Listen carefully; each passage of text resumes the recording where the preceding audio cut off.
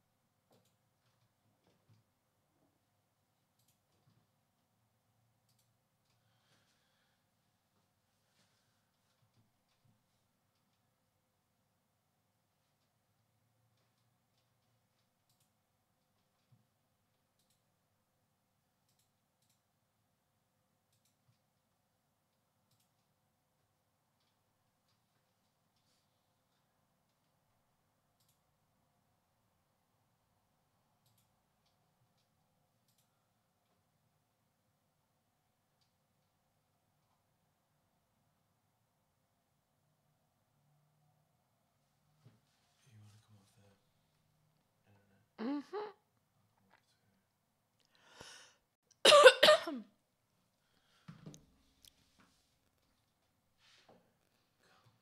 Could you repost that video on my... Yes.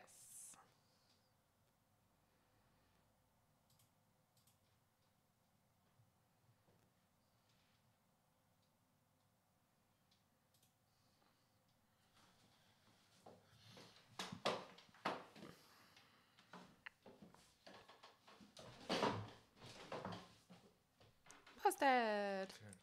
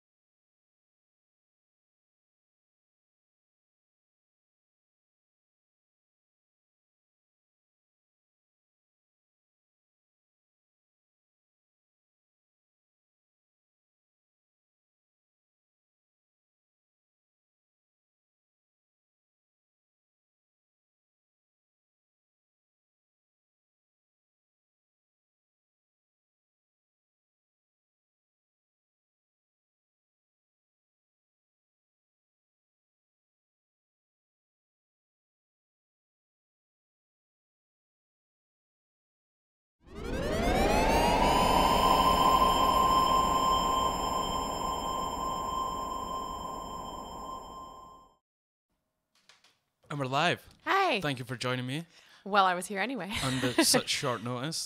Traffic must have been a nightmare. Oh, terrible. Terrible. Total gridlock. Sorry. Technical sort of difficulties. I'm trying to sort this out. It's fine though.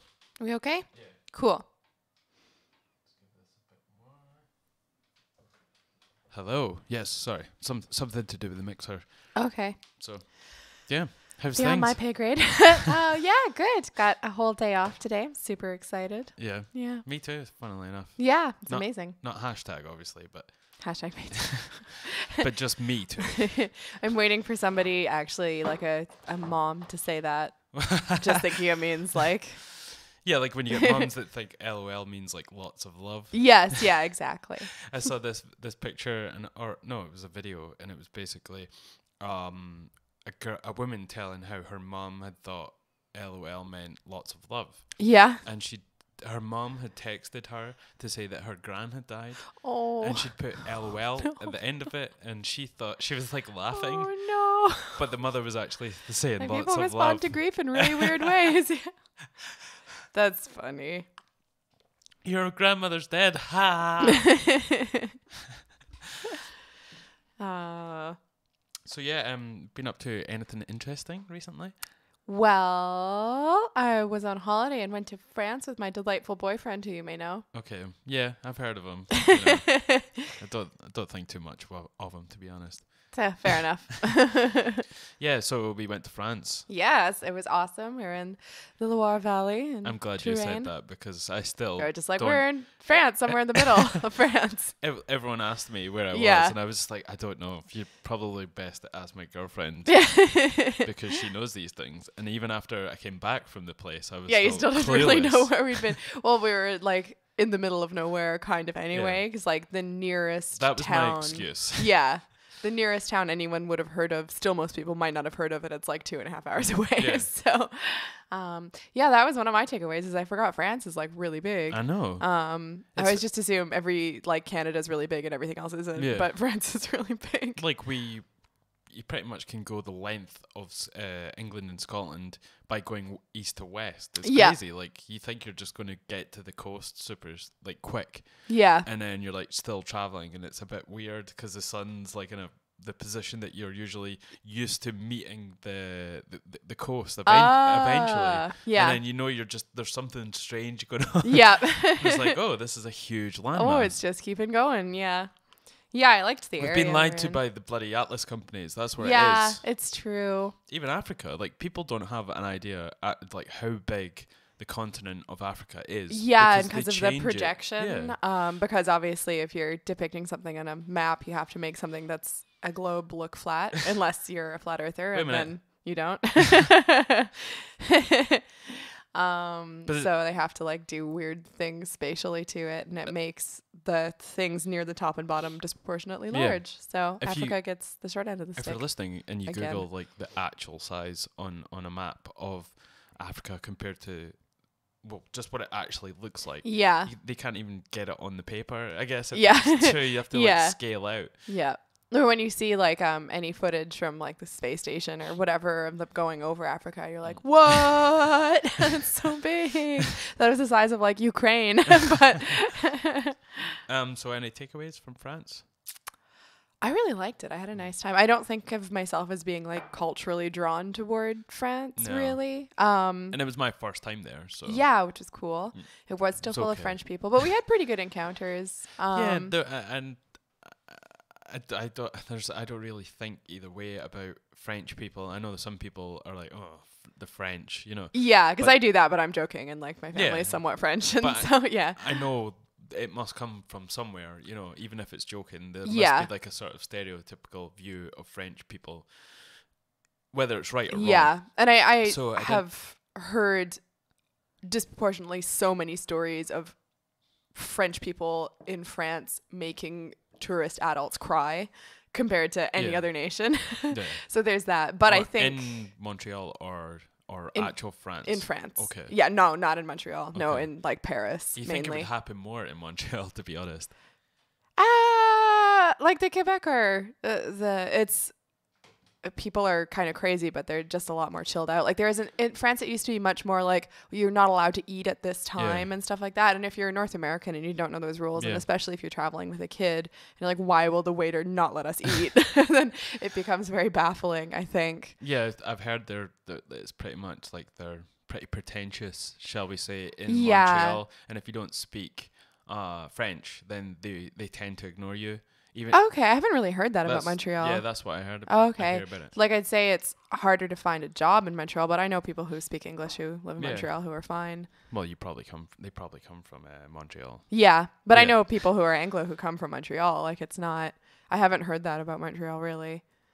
I mean, I'm sure there would be some issues if you were a Canadian who doesn't speak French in Montreal in terms of people thinking you shouldn't assume you don't have to, but So I'm just an article that's coming up, and it's like English speakers are discriminated against in Montreal. This is like the article. is it employment though? Generally, how racist are people in Montreal and Quebec? And they don't even like French people, it seems, as well. Which is fine because the French people don't like them. So, yeah. But yeah, this is like a sort of view, and I'm not sure if it's true, obviously. Yeah, like I'm sure there's a bit of that, but you don't, like, compared to the stuff I hear about France, I don't really hear anything about Montreal being... That's the first thing like, I heard. infernally... Really? Yeah. Interesting. So it's a whole article in matadornetwork.com. I have no idea what that is. Never heard of it. Possibly. I think it's like a sort of traveling website. Okay. Okay, yeah. And it seems to be like the general vibe is the manager told people that they're working with not to speak English to anyone. Interesting. Most of the employees in the cafe were Quebecois, call allophones. People whose first language is neither English nor French. Oh, I haven't heard that one. Which meant that English was just one of a number of languages they spoke. Yeah. Okay. Yeah, because I think maybe... And sorry, just to sort of go on, the new manager's policy in the cafe in Montreal was it made it so that immigrants were not allowed to speak other immigrants in a language both parties knew. So they weren't allowed to speak to their same language to each other. Yeah. And knowing Quebec language politics as I do, if a customer came in speaking only Polish and an employee spoke Polish, that conversation would have been welcomed with open arms. The policy wasn't about making people speak French. It was about making sure they didn't speak English. Yeah, that's a weird one. I don't think... because there are a lot of political issues that go into that as well, like the separatist issues and stuff like that. I can understand that being like politically motivated, but I don't think that's an indication of people generally in Montreal. You know, it's a weird one. Yeah. I think as well, like I've had a bunch of jobs where you're told not to speak in front of a customer in a language they don't, like if two people in the work speak Italian, don't speak Italian in front of customers because it creeps them out. Basically, they assume that you're talking about them. So... you probably are, to be honest. Well, yeah, usually. That's the other thing is they're right. So, but yeah, I can definitely see there'd be some issues with English, but it wouldn't be about tourists. It would be about like Quebecois identity and like separatism. It wouldn't be about like, we're going to torture you because you're a tourist. The way, to me in France, there's this impression, like it was like my dad facing the wrong way at the petrol station. They have all these rules, and if you do them wrong, they're like disgusted. But it's things about like what o'clock you're allowed to order a beer at, and like, yeah, it's just very strange. There's always this sense you've like done something wrong. Like they used to get really... tell me when to order exactly. a beer. They used to get really cranky if you wanted a beer before dinner, like that kind of thing, which is my dad's thing. And they'd be like disgusted. Yeah, that's pretty strange. And they'd do it, but they'd be like, ugh. But one of my takeaways from France was the beer is terrible. Oh yeah, that was weird. There's awful beer. The selection is nigh on like nil. Yeah, everything was really high ABV, which was weird, but then like they not were trying good. to discourage you from drinking any beer, so they made it extremely high percentage. And they're so close to so many really good beer producing nations. I'm sure they could make awesome beer if they wanted to as well. Like they know what they're doing with food and beverage generally. And so high percentage beer, and it wasn't even that great. So they're just like screw anyone that wants to drink beer. It was weird, wasn't it? Yeah, there was one of the like really big grocery stores, the hypermarché that we were in, and they had an insane wine selection. Like they had basically a wine cellar. This is like in the middle of nowhere kind of thing. They had 3 aisles of wine as well. They did, and they had like vintage, like it was incredible, like amazing. Like I had to get out of there basically because I was like, I'm gonna buy everything and I don't have a checked bag, so there's no point. We're gonna have to drink it all. Which we were already in danger of doing. But and then the beer selection there was like 2 shelves, and they had those like flavored like vodka beers, like just it's like the worst alcohol pop you can imagine. Like, guys, you're next to Belgium. Like you're basically Belgium. You're so close to Germany. Like you could definitely get good beers. What was surprising though was that they had Brewdog. They did. That was weird. We saw that. Brewdog, for people that don't know, are completely in the sort of dark about anything to do with beer. Is a Scottish company, and they're doing well. You know, I think it's the fastest growing beer brewery in the world at this point. Yeah, and they're in Iceland now, I heard, Yeah. on one of your previous podcasts, which is cool. And Yeah. so the guy that owns it, he doesn't really own it because it's crowdfunded. Yeah. So he'll make his money when he comes to sell it, obviously. Mhm. But at this point, he's still held accountable. He's having to push to make this a better company. Yeah. So that it will be profitable for him when he comes to sell. Yeah. So he's not making money off it just now. And yeah, it's a brilliant company, and it's our favorite beer is the Punk IPA. Yeah, I like Punk. And it was in France of all places. Yeah, it was Just- really weird. It was sort of like, well, that's probably the best thing here, but I don't really want to buy it all the way over here. Yeah, no, it felt a bit weird, like Yeah. to go all the way over to France to drink Punk IPA. Yeah, exactly. Yeah, it was funny. I mean, I did it, you know, because I got a taste Did to see we get it? No, I did. I had to see if it tasted Oh. like it does over here. Yeah, if it You was know, some when you're in a sort of, different like, country, I was yeah, like, how does the analog. chocolate taste Yes. over there? Just the same, you idiot. It's funny. Yeah, so the beer was pretty terrible. Yeah, that was weird, but the wine was amazing, and Yeah. it was like, you'd pay for a bottle, what you'd pay for a glass, Yeah. like, and not even in a restaurant, in like a wine bar Right. in the UK. So that was quite cool. Found some good biodynamic and natural wines in a nice little wine shop in Yeah. Loche. Still don't know what you're talking about. That is the town we were in. Really? Yes. It's spelled Lochs. Yeah, it is. It's confusing. Well, that's the other thing. It's like, oh, we're in, and then it's all these places that I can't, because the other one we were close to was Ligui, and it's really hard to say. Is that with a chowder sauce or with a... You're with a chowder sauce. What did you think of the food? Like all round sort of. What did you think? Well, it was funny because we barely ate out, Yeah. so we didn't really get to measure that, because we had the great misfortune of having our night out for dinner booked the night of the World Cup semifinals, when the restaurant coincidentally closed at 8. So. That was so funny. It's like, oh, we're having to close because we've ran out of food. Like and that's what they that's actually said. Because I told Barbara, I was like, ask him if it's for the World Cup, because he at least has to be honest about it. But then she phoned around a bit, and every single restaurant in Loche was closed. And I'd be like, it'd be really funny if they were the one restaurant that was going to be open, but through forces beyond their control, also ended up having to close on this football night.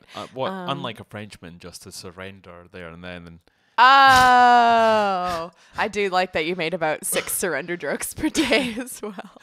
yeah, but to no Frenchman, because we really didn't interact with anyone that was French. Yeah, we didn't too much, just like... And it's not because we weren't trying to. It was just...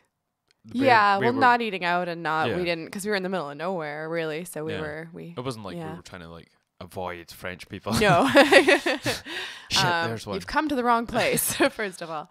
But yeah, I thought like I was baffled in the grocery stores a lot based on how they categorize stuff. Like we were looking for just like crackers in one, and it was like they had 3 different sections they could potentially be in, but they all had like subtle subgenres. Like these seem to be breakfast related crackers, and then these ones. So And plenty of baguettes, funnily enough, you know. so many baguette. I like that is totally on the level. Like you do, and they're so good as Yeah. well. Like especially the ones Barbara got from like the local bakery, and the pastries from the local bakery Yeah. as well were Legit. genuinely so Legit as good, fuck. amazing. Like if you go to France, obviously get like the pastries over there. Yeah, and I'm sure It's some are nothing like- better than others, but like it's probably all still going to be the best, basically. It's nothing like you've tasted it over here. No, it's so good. And then it seems like kids are probably making it compared to the taste, you know, it's just Yeah, or that they've, sort like, of difference in quality. laboriously ironed out a bunch of pieces of cardboard here to roll them into croissant or whatever. The funny thing was when the day, I think the weekend leading up to the final, I think we were in a hypermarché, Yeah. which is a supermarket, obviously. But a hyper one. Super Super duper hyper marché. which yeah. suited me fine because it appealed to my ADHD probably. Yeah. Hyper marché.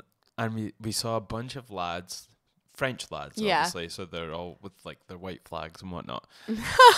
And That's 2 surrender jokes for today so far. I'm keeping count. I think I've hit my quota for today.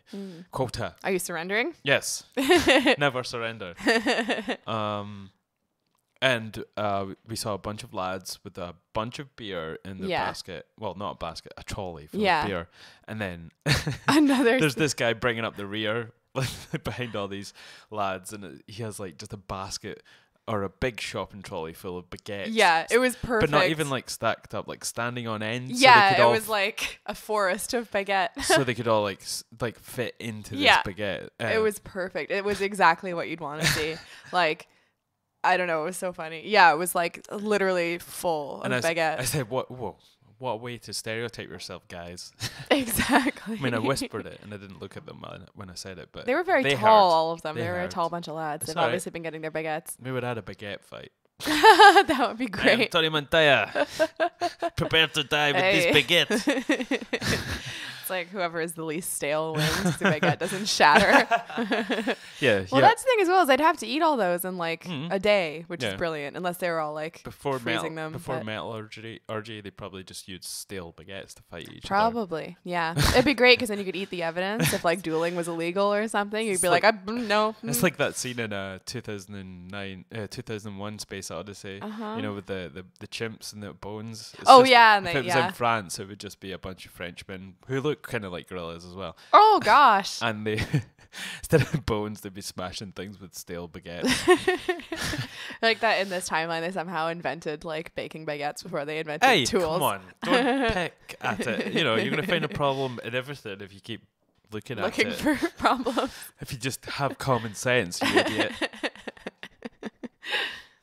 But yeah, it was good. I thought the food everywhere was good. Like all the prepared food and stuff we got, which is if you got that in like, I think in North American or UK supermarket, it would be like shitty and kind of artificial tasting. But doesn't even exist in the UK really. That sort of prepared food, you know, the ones that you get in a sort of plastic containers, like generally pasta and whatnot. Yeah. But it was supreme quality. It was really, really good. And it's sort of like they conceded to, because I think the last time I was there, and I was like 11 or 12, they didn't have stuff like that yet, and they've conceded to having to have it, but it is actually genuinely really good. And you read the ingredients list and there's no like artificial maltodextrose. No, they use only genuine penises. Well, you shouldn't have the penis sandwich. Well, that was a weird thing, is you're looking for just a cheese sandwich, and at least in the one place. And that's the kind I love that about traveling, because they had every cheese sandwich they had was ham and cheese, like, and they had like 13 different kinds of that, but they didn't have any other kinds. Come on, I just want a cheese. I'm in France. I just want a fucking cheese sandwich. I think they expect you to just buy a baguette and cheese, probably. A cheese sandwich. But I love that kind of thing, because it's like, is this a specific weird problem of this supermarket? Is this a regional issue? Is this like an all of France issue? Like, well, to be fair, we only experienced hypermarchés. Yeah. So we didn't go to. There was an Aldi there, but it was different colors. I mean, that might just because it's in France, or it might be completely different. Yeah. You know, they have like off-brand ones in different countries. Yeah, they're like Aldi. Yeah. Aldi. And Aldi is already kind of off-brand in like a genius way. Yeah. Aldi. Thanks for the musical interlude. They were Austrian, weren't they? Yes, that's okay. That's fine. Austrian. So yeah, France good. Yeah. Goat's cheese also. Goat's cheese everywhere, which made me really happy. I love goat's cheese, and I got really. Do you want to tell your goat story? Shall I tell my goat story? Prepare yourself, guys, because this Prepare yourself for a goat story. Very freaky, and if you're into like goat stuff, then keep listening. So we're in an area famous for its goat's cheese, and I really love goat's cheese. I'm wanking into the camera right now. Thanks. Sexily. Of course, it's the only kind of winking you can do. I really like goats. I think they're really funny. I like that they're kind of the devil, but kind of adorable. Yeah. I like their sideways eyes and their pugnacity. Mm-hmm. But in an area famous for its goat's cheese, we hadn't seen any goats at all. And I was like, what? I want to see a goat. I really want to see a goat. We'd seen like lots of lovely cows, and we saw a donkey, and I love donkeys as well. And we saw rabbits and deer and all kinds of things, but I hadn't seen a goat. And then we had a day that involved a very long time sitting in the car trying to find a stage of the Tour de France to watch, which I think you got into on the last podcast. So I think so, but I'll go over it again. Yeah. Anyway, continue with your cool. goat. So basically we'd been in the car for much longer than anticipated, and we were reaching the end of our effort to find a place we could watch part of the stage of the Tour de France. And there was a lot of backing and forthing on like local roads to try and like find the one that would work, but we had no way of knowing which one it was. And then between things having random, seemingly to me, opening and closing times in France, like some places close for lunch and some places close at lunch and don't open again. And I like really needed to pee. And we were in this small town and everything's shut. We finally found a petrol station and it was supposed to be open. The hours posted were that it was going to be open. Unfortunately, they had like a robot lady you could pay for petrol with. And they had like a robot coin operated laundromat as well, like in the middle of this. Like it was a weird place. Yeah, it was a weird sort of roboticized place. Yes. And the future man. It's the future man? Who's the future man? Are you the future man? Go to this petrol station, like the shop and stuff, and see it's all closed even though it's supposed to be open. And I'm like looking around the one side of it to see if they've got like a bathroom, and there's nothing there. Look around another side of it, there's nothing there. We're in the middle of buildings and stuff, but there aren't really any people around, and there's this big long hedgerow, and I am absolutely bursting. So our wonderful host of the podcast happened to be with us, and he said, like, just I'll keep watch. Just there's a good wee corner there, wee corner. You just go there, and I'm like, yeah, I don't, it's green room time. I really, really, really, really need to pee. And I get down to this corner and do a quick look around to make sure I am unobserved, and lo and behold, there's a lone goat hanging out in this yard and looking at me like, huh? And I'm like, yeah, I saw a goat. I was like, I still really need to pee. So I did with this goat making eye contact with me the whole time. But I finally saw a goat. It's probably what people did back in the day all the time. Yeah, like peed in front of goats. Yeah, of course. Like you go out your specifically back garden, goats or well, anything really that's in the woods. Trash pandas, bats, werewolves, not swearwolves. Not swearwolves. I like that the entire list of animals you could think of. Half of them and one is a cryptozoological feature. Vampires, they're you can stare at them for a while. Kind of partly covered by bats. They're pretty soulless, so you can stare. Anyway, so people did it all the time. They probably did not have a fear of things looking at them when they're peeing. Probably not, no. The goat seemed pretty much to ignore me until I needed to start peeing, and then he paid a lot of attention, which was quite funny. He peed a lot of attention. And there was lots of joking in the car about how one of us is going to need therapy now, but I'm not sure if it's me or the goat. Oh, I know. Both. I finally found a goat. I'm a good boyfriend. Yes, thank you. We both deserve therapy. Everyone deserves therapy. That goat needs therapy. What else? But yeah, it was cool. It was good. Yeah, it was good. Good holiday all round. Food was great on the whole. Wine was brilliant. Yeah. People don't really know because we didn't interact with them at all. The people we interacted with were good, but they were my parents and also, my mom's friend. So one of the reasons we went was to go see the Tour de France. So we don't know whether that was good or not. Because we didn't see it ever. Because it turns out you have to actually plan it all, not just where is it, but yeah. Yeah, I kind of covered it on the last one. But on the last podcast with Neil, but for the people that didn't hear that, just briefly, we went there to see the Tour de France. Not specifically, but we happened to be staying somewhere that there was a stage of the Tour de France that we thought it would be a cool one to see because it was the team time trial, like a 2-hour drive away, supposedly. So we got in the car and we drove.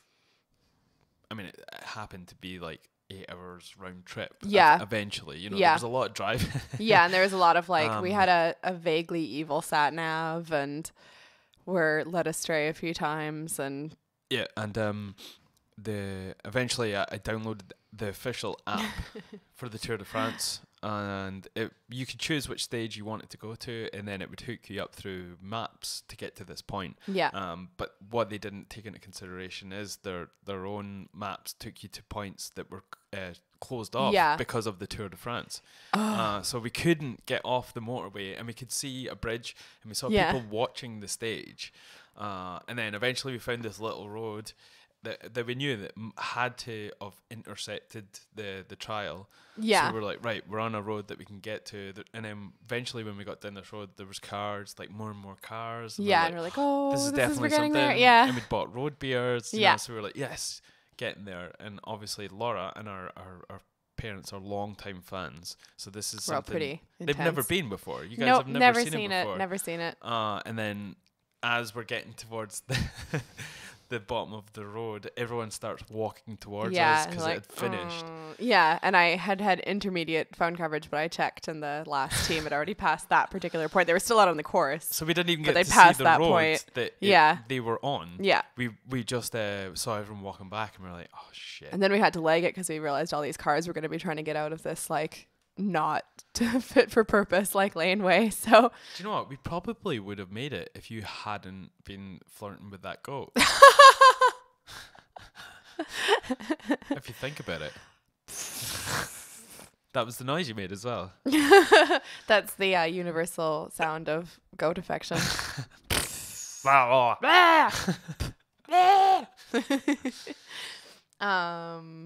Perhaps it could have been one of our 25 other times it got lost as well. True. Yeah, we probably should have You're just started jealous. off a lot earlier. Because we were thinking we were going to leave, because it started at 3. Is that right? Yeah. And we were like, oh, we'll just leave around 1, get lunch there, and then rock up, and we'll be there to Yeah. watch it. But we left at like 10. Yeah. We only got there at like Yeah. when it finished. Well, and based on the road closures, we would have had to actually get there the night before, technically. Yeah. Which I thought, you know, some research had been done into this. Yeah. And I was like, well, that must be fine. Like, But I thought their own app would take you to the place yeah, that like you it can go wouldn't and take watch into it. account their own road closures. It's Yeah. pretty stupid. Because it was so good because it would give you like an intermediate space on the course. Yeah. I was like, oh, brilliant. We should have done this sooner. And then No No. bueno. no bueno. We generally thought we were going to see it, but we did watch people watching it. We got absolutely just as close as you could get to seeing it without actually seeing it. We couldn't have gotten closer to seeing it without seeing it. Do you think that was worse for you and your family, or do you think it's still a win? You're going to chalk it up to a win? I think I'd chalk it up to a learning experience. I think As we we'll always try do. again and we realize we have to be less cavalier. We should be there a week before, Perhaps. saving well, our spot. it should be more of a building part of the trip around that, probably, as opposed to like... We have to fend off Frenchmen with stale baguettes to get our spots Yeah. to watch the Tour de France Definitely. on baguette. On baguette. And now, theoretically, we could ride bikes to it because I can ride a bike now Yeah, because that you was- taught me how to ride a bike.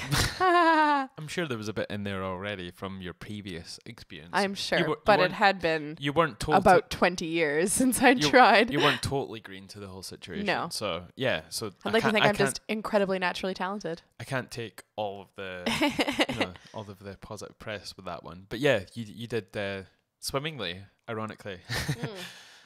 I did not combine swimming and bike riding because that would not have gone well. Yeah, it was really fun. Yeah, and just a wee plug for anybody who's thinking of visiting somewhere in the middle of nowhere in France. But Barbara, who is a friend of the family whose house we were staying at, is available for holiday rentals. It's on Airbnb. She does Airbnb. Yeah. What's the name of the It's La Folie, and and how do you it's spell it? LA, new word, FOLIE, Yes. and it's in Betz-le-Château, Yeah. basically. It's an amazing sort of farmhouse villa. I fell in love with it. It's incredible. It's such a cool place. And there's 2 buildings. I think one of them is just Barbara's, she stays there, or does she let that She out? lets it out as well because they've Okay. got bedrooms upstairs in that one. And the center of the sort of the 2 bits in between this the center of these 2 buildings is a pergola that we would have breakfast. We just lived dinner, there. It was and lunch wonderful. every single day. Yeah. And then there till 10 o'clock at night. Yeah. just Drinking having wine beers and chatting shit. yeah, and watching World Cup Oh, football on the laptop. Yeah. What a nightmare to try and watch the World Cup. You know, eventually it came Yeah. down. We were That was so funny. we thought we were going to watch it in a restaurant, but then all the restaurants and bars were closing down because Yeah. obviously France are playing. You're not Yeah. going to see France in a bar anywhere Yeah. because they just all retreat and back to their homes. Ah, third retreating joke. There we go. So we thought we'd be able to watch it on the TV, but it turns out Barbara doesn't have any way of watching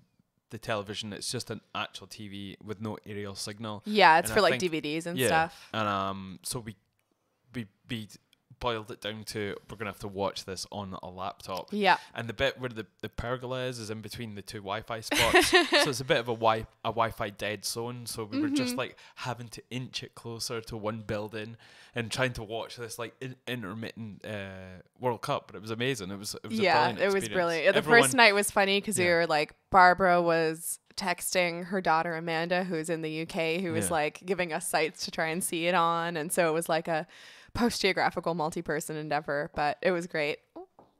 Coffee me, wench. Yes, thank you. Sorry for interjecting, as I always do.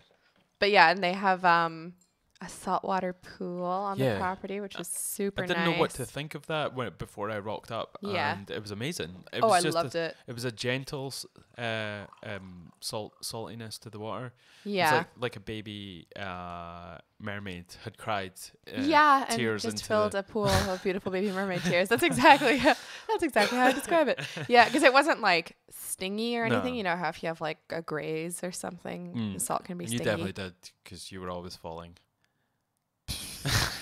In the pool, I mean. Oh, in the pool, yeah. Also, when you tried to chuck me out of the pool and it didn't work, and I still have like a lump on my shin. Yeah, you basically shinned the side of the pool. It's like, I wonder what he's doing. I guess he has a plan. Oh, nope, I don't know what's going on. Well, you shouldn't Bambi leg every time I'm trying to do something to you. I've got instincts, man. I'm not entirely domesticated. Okay, so people probably don't want to listen to our how bloody wonderful our holiday was, but they can have one too because they can go stay at La Folie. So look it up. Yeah, look it up on Airbnb. Yeah. Barbara, the woman that owns it, she's amazing and lovely. She's Canadian, obviously. So it was one of the most polite holidays I've ever been on. Yeah, it was like lots of people being concerned about each other's feelings. I know. It was good. Almost to the point where I think we were stressing you out. Yeah. A little bit. Yeah. It was like the most gentle stress ever. Yeah. It was just the stress of people being overly concerned with each other's feelings. Because I think all of us are quite intense people as well. Yeah. But yeah, it was, Barbara's, she's been a friend for a really long time because they moved in across the street when, I guess, before I was born, around when I was born. So about like 50 years ago. Yeah, cheers. Yeah. Why are you saying cheers? Just for reminding everyone that I'm one of the immortal undead. Well, no, I wouldn't go that far. You're starting to show your age now. Just elderly. Cheers. She's kicking me under the table. I'm not, but I could. But yeah, she would be a wonderful host, and it's a totally amazing place. So, yeah. So check it out on Airbnb. Pluggity plug. La Folie. Foie gras. You're La Foie Gras. You're cruelty to ducks. So sort of taking this on. Have you seen this? The sarcophagus they opened. Yes, and it's super creepy, but like for totally explainable reasons. But it looks super creepy. So they opened it in Alexandria, I think. Yeah. So they thought it might have been Alexander the Great for some reason. Yeah, I think they just like it's like little kids. I don't think why they would think that. But there's some skeletons in it. I think there's 2, and then there's this red sludge. Yeah, I think there's 3 skeletons. 3 some. Yeah.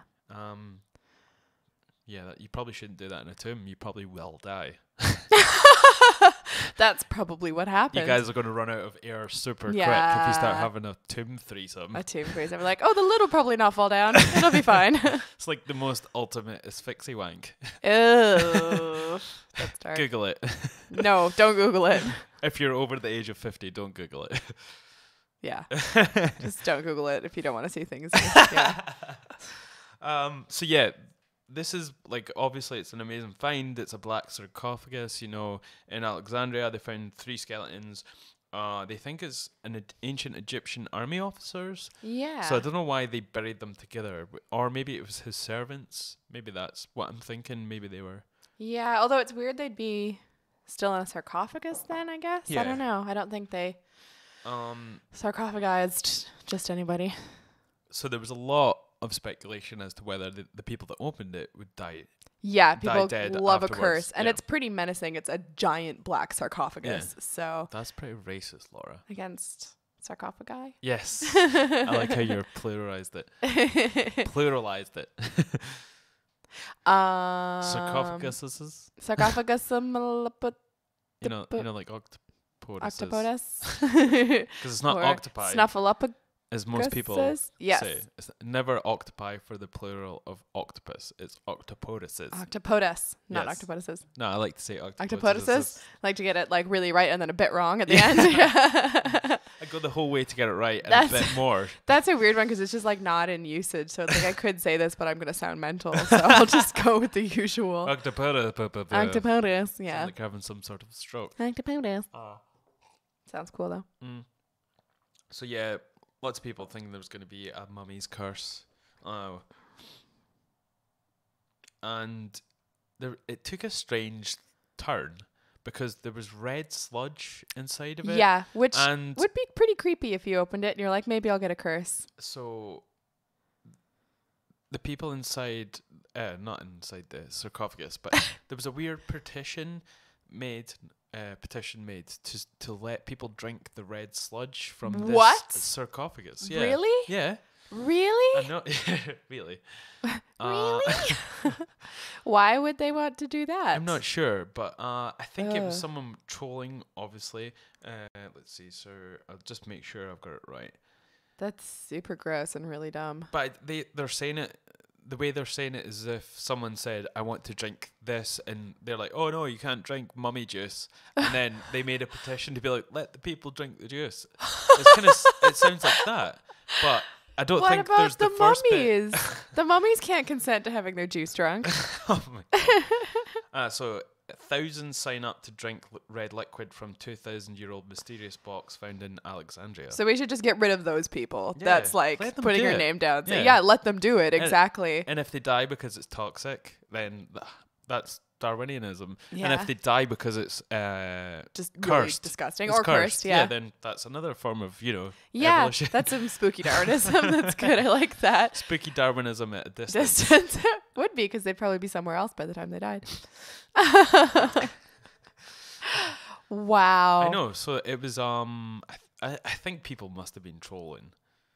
I just don't know why you'd want to do that. Like that's like just don't consume stuff. Like just yeah, why is it humans like as soon as they find something it's either to fuck it or to drink it? Like, yeah, exactly. Like seems human nature. Yeah, exactly. It's so funny. It's like the Neanderthals. And whoa, we'll just have sex with them. We live in a time of plenty. We don't need to be doing stuff like that. Well, if there's something, someone's going to take something like that. Someone probably snort it. Someone will probably inject it into themselves. Oh God. Yeah, and go on some wondrous mummy trip. Or they'll get because it's gonna be like rust and shit, probably, right? Really? From what? Really? I mean, from just rocks where it is. It's not gonna be really. You can't get rust from rock though. But from iron deposits in rock, right? But they're in a sarcophagus though. But it's red, and obviously it's not. But it's inside. Yeah, but obviously it hasn't been airtight because otherwise they wouldn't have been skeletons. I think it's and it wouldn't be full of water. someone thought it might have been sewage. Yeah, it could might be. have leaked into it from somewhere. Yeah, well, I think it's just it would be, even if it was that, it's traveling down through rocks and stuff like that, right? So on this article, they said the water's probably found its way into the box from a sewage trench. Ew. Yeah. Gross. It may have caused the mummies to because they're decomposed. Obviously, yeah, exactly. Mummies tend to survive. That's what I mean about they wouldn't be skeletons if it was just intact. The bodies are probably those of warriors. One of them appears to have a wound. Doesn't everyone from back 2,000 years ago? Their main wound is they don't have any skin anymore. They're just bones. That's the main issue. They've exhumed sewage. Yeah. Ugh. Unless there's some sort of. So the thing on the petition says we need to drink the red liquid from the cursed dark sarcophagus in the form of some sort of carbonated energy drink. Oh, okay. So it's definitely fully ridiculous. So we can assume its powers and finally die. Why do they need it to be carbonated? Yeah. Well, idiots. Kids these days need everything to be carbonated. Oh, do you need some morphine drip? Oh, I need it carbonated. Hey, they have that in lollipops now. You've got what? Or morphine or carbonation? Not carbonation. They have morphine lollipops. Yeah, for I don't know if it's morphine strictly, but they do have opiate analgesic lollipops because it's slow release, basically. Because you just keep as long as you don't crunch the lollipop, you maniacs. But what if you are in a horrible accident accident. then they won't use that, obviously. It's And you're not like- like that's all they have now. It's like you're in a coma and they're just like, eat, put it on your mouth. No, it's like if you're recovering from something. Okay. Yeah. Like what? I don't know, like surgery or something like that. Yeah. Surgery. Okay, Surgery. that's pretty cool. So yeah, this it's so weird that people just want to do things like this. I know, people are dumb. But Well, I like that probably whoever made that up was trolling, but a lot of people apparently were like, yeah, that's a good idea. Yeah, it's like this whole okay thing people are talking about Oh. with white power. So if you're watching, I'm doing the okay symbol. Like And the- yeah. The like- one that in Italian you Oh. can't do. Or if I'm a scuba diver, then this means I'm okay. Yeah. Or you're an asshole. If you're a- If you're an Italian scuba yeah, diver, exactly. how would they get around that then? Oh, wait a minute. That means you're okay in Italian if you're scuba diving. It could also mean you're an asshole. So But that means the yeah, asshole bit. that definitely means But this could mean, hey, faculo. Okay. But they do that for everything, you know. It's true. That's what I meant. Yeah. That's why it's funny. Oh, it's always a good sign when you have to explain why it's funny. Yeah, you make me explain it though. With your slight retardation. Oh, it's on me, is I'm it? kidding, guys. I love her really. She's awesome. Yeah, so the Egyptian sarcophagus guy. Which guy? Yeah, so that's what I was talking about. The white power. Oh, yeah. So people have started to take over the symbol, the hand gesture for okay, as to mean like a white power thing. Yeah, because it's like, whoops. Oh yeah, here. it was in relation. Yeah, because there's Yeah. an O and your fingers make the white. Yeah, power. you get the W from your fingers, and then the P is with your there, wrist. supposedly. Yeah. Or word What- processing. What if you're like you don't know your like left from your right, and you just keep putting like OW, PW, Well, I guess that'll be power whites. one of power wash. It'll be one of a long list of things preventing me from being a white supremacist. So that's cool. But that was initially started as a joke on 4chan, like as a sort of how do you know a white someone who's into white power? They do this symbol, Yeah. and eventually, white power people. I don't know if it's a thing. Just start to like adopted it, and it's the same Yeah. with what we talking about actually. You know how it gets made up that it's the petition, yeah. Oh, So, yeah. Someone makes that up in jest, but then there will be a bunch of people that just clamor onto it, thinking Yeah. it's They're real. like, oh, legit. Yeah. Ugh. I mean, maybe not to eat mummy juice, but you know what I'm saying. But I'm sure a few people were like, I earnestly think this is a good idea that I wouldn't have thought of on my own. Whereas I think with the white power thing, it's like people don't. I don't know. Obviously, I think as a baseline for white supremacists, there's a lack of thinking things through. But Hey, are you saying they're slightly retarded? I wouldn't have used that word, but I would say not necessarily the brightest of the population. That's terrible. No. No, because you can choose to be that. You can choose to be that. There's a lot of people that choose not to be part of that movement as well. That's true. So after the being Yeah. in it, I mean, not just in general. When people are allowed to learn and change, Smart that's people. cool. Just Yeah. like, no, I will not be in your sex festival. I've thought about it and I will not. Yeah. That's a weird one. Yeah. But yeah, on the whole, I feel totally fine making fun of people for things that they've chosen to do rather than things that are outside of their control when they are dumb and harmful. So it stemmed. People became aware of it because Kanye West was back on Twitter. See how I said That's it? always going to be a start to a good story. Twitter? Yes, Twitter. Twitter. See how I did all my words right. I like when you do your Twitter in your Scottish. Twitter. Yeah, I like that. It's nice. Tutti frutti. Tutti frutti. So basically, Kanye is going a little bit crazy. I can't say that because he does. That story is certainly coming to a middle. he does have. Yeah, he definitely has. He's he has mental health issues. health issues. Yeah.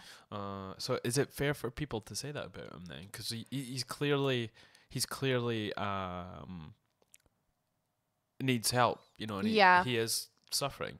Yeah, it's hard to So say because should someone mental health issues can come to anyone, including people who are already arseholes. So it's hard to separate out those things.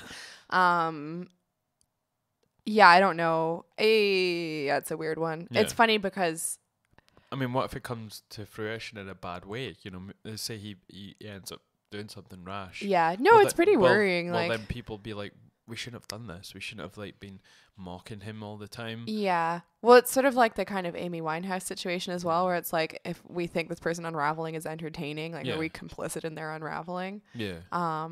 But it's weird with someone like Kanye because he seems to have consistently always been so kind of attention seeking and like self-aggrandizing, and But you can have those difficulties all your life, though. yeah, that's You know, true it's as well. not something that comes to you later Yeah. on. I mean, that does happen. You know, Mhm. depression is not the same in young teenagers and kids. You know, it's different, and it doesn't affect Yeah. nearly as many as many kids as it does adults. Yeah, and a lot of issues you only kind of you either have in kind of a few different episodes at certain ages or whatever. I mean, I might be Yeah. talking at my arse. Well, it depends kind of what his problems actually are, because I Yeah. don't really know. Yeah, it seemed obviously. to be just swept under the carpet. Like, do Yeah. you remember when he had that meltdown and then he just disappeared?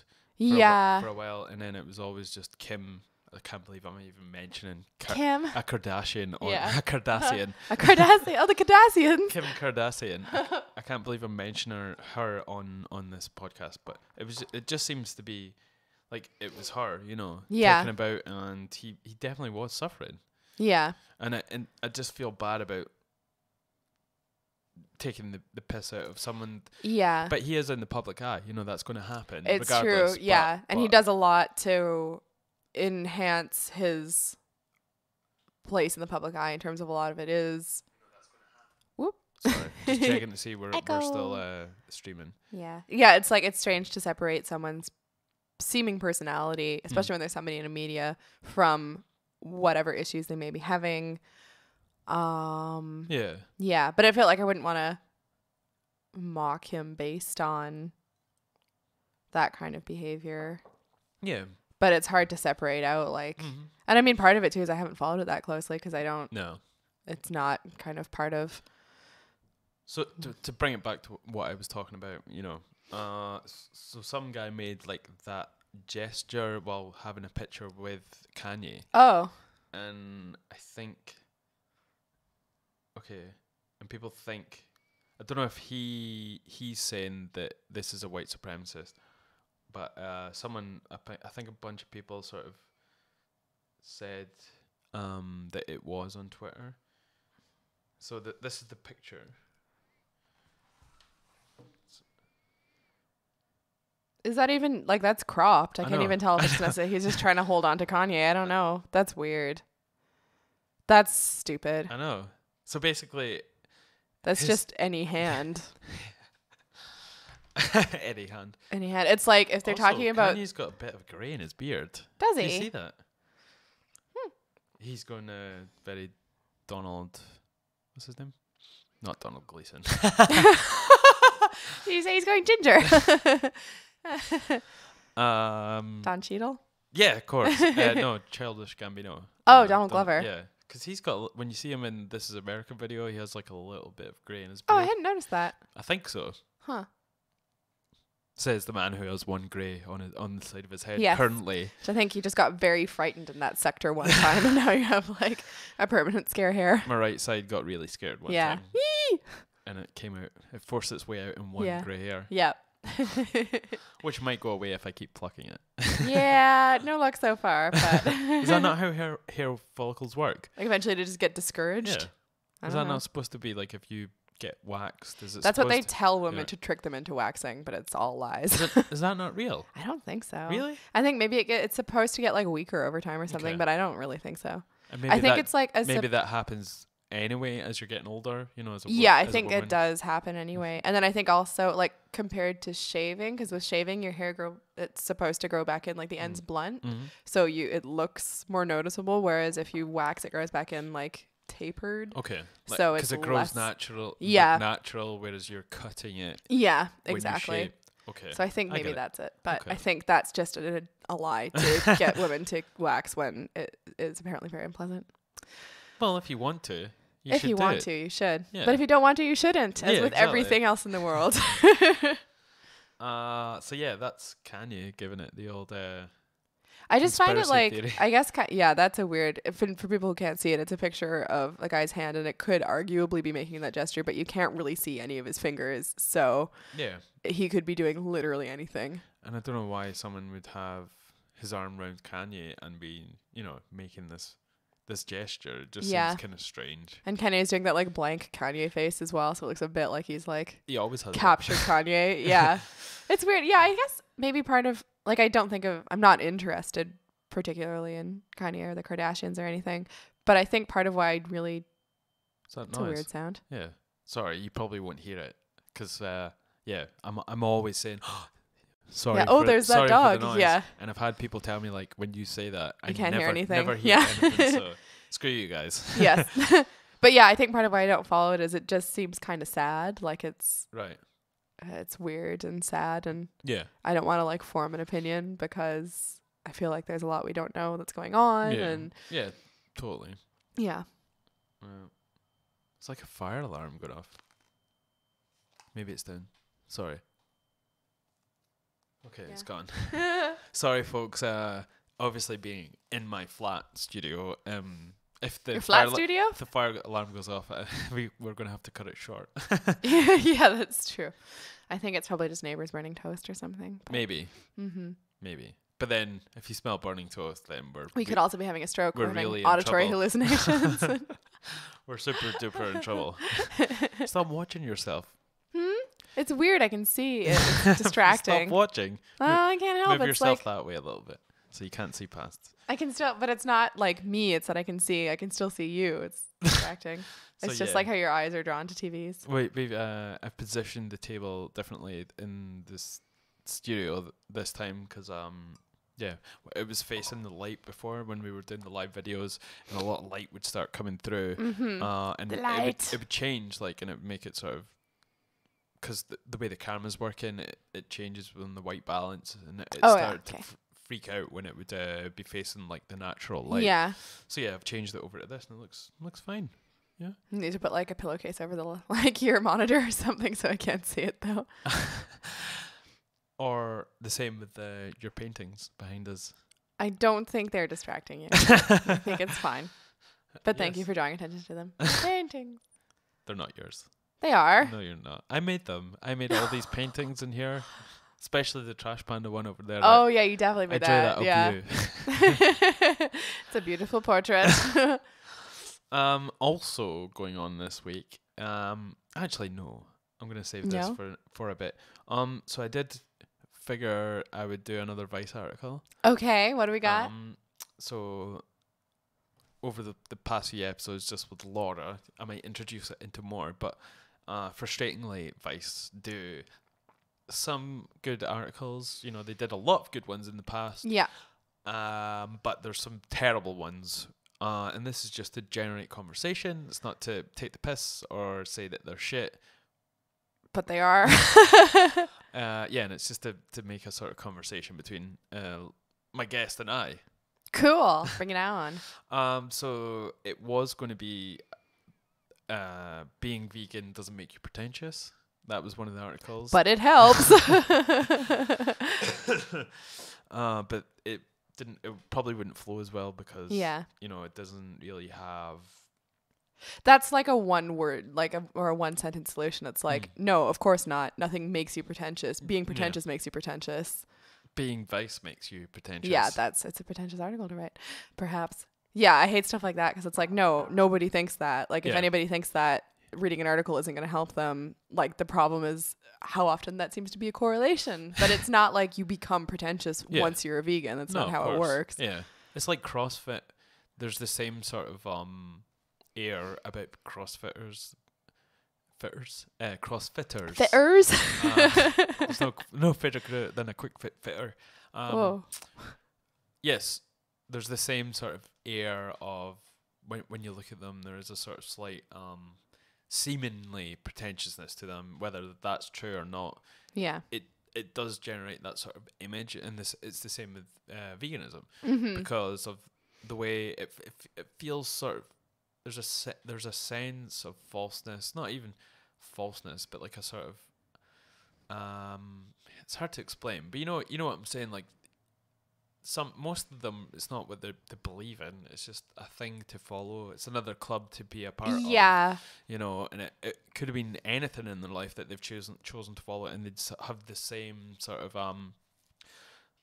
we call it blue belt syndrome. Like that's the only thing they can talk about. Oh, you know, okay, and that's yeah. in every conversation, and it consumes their whole life. Yeah. And that's what we call it in Brazilian Jiu-Jitsu. That makes sense. Blue belt I syndrome. like it. But yeah, that's not the article that I was going to do. Okay. I was thinking about it.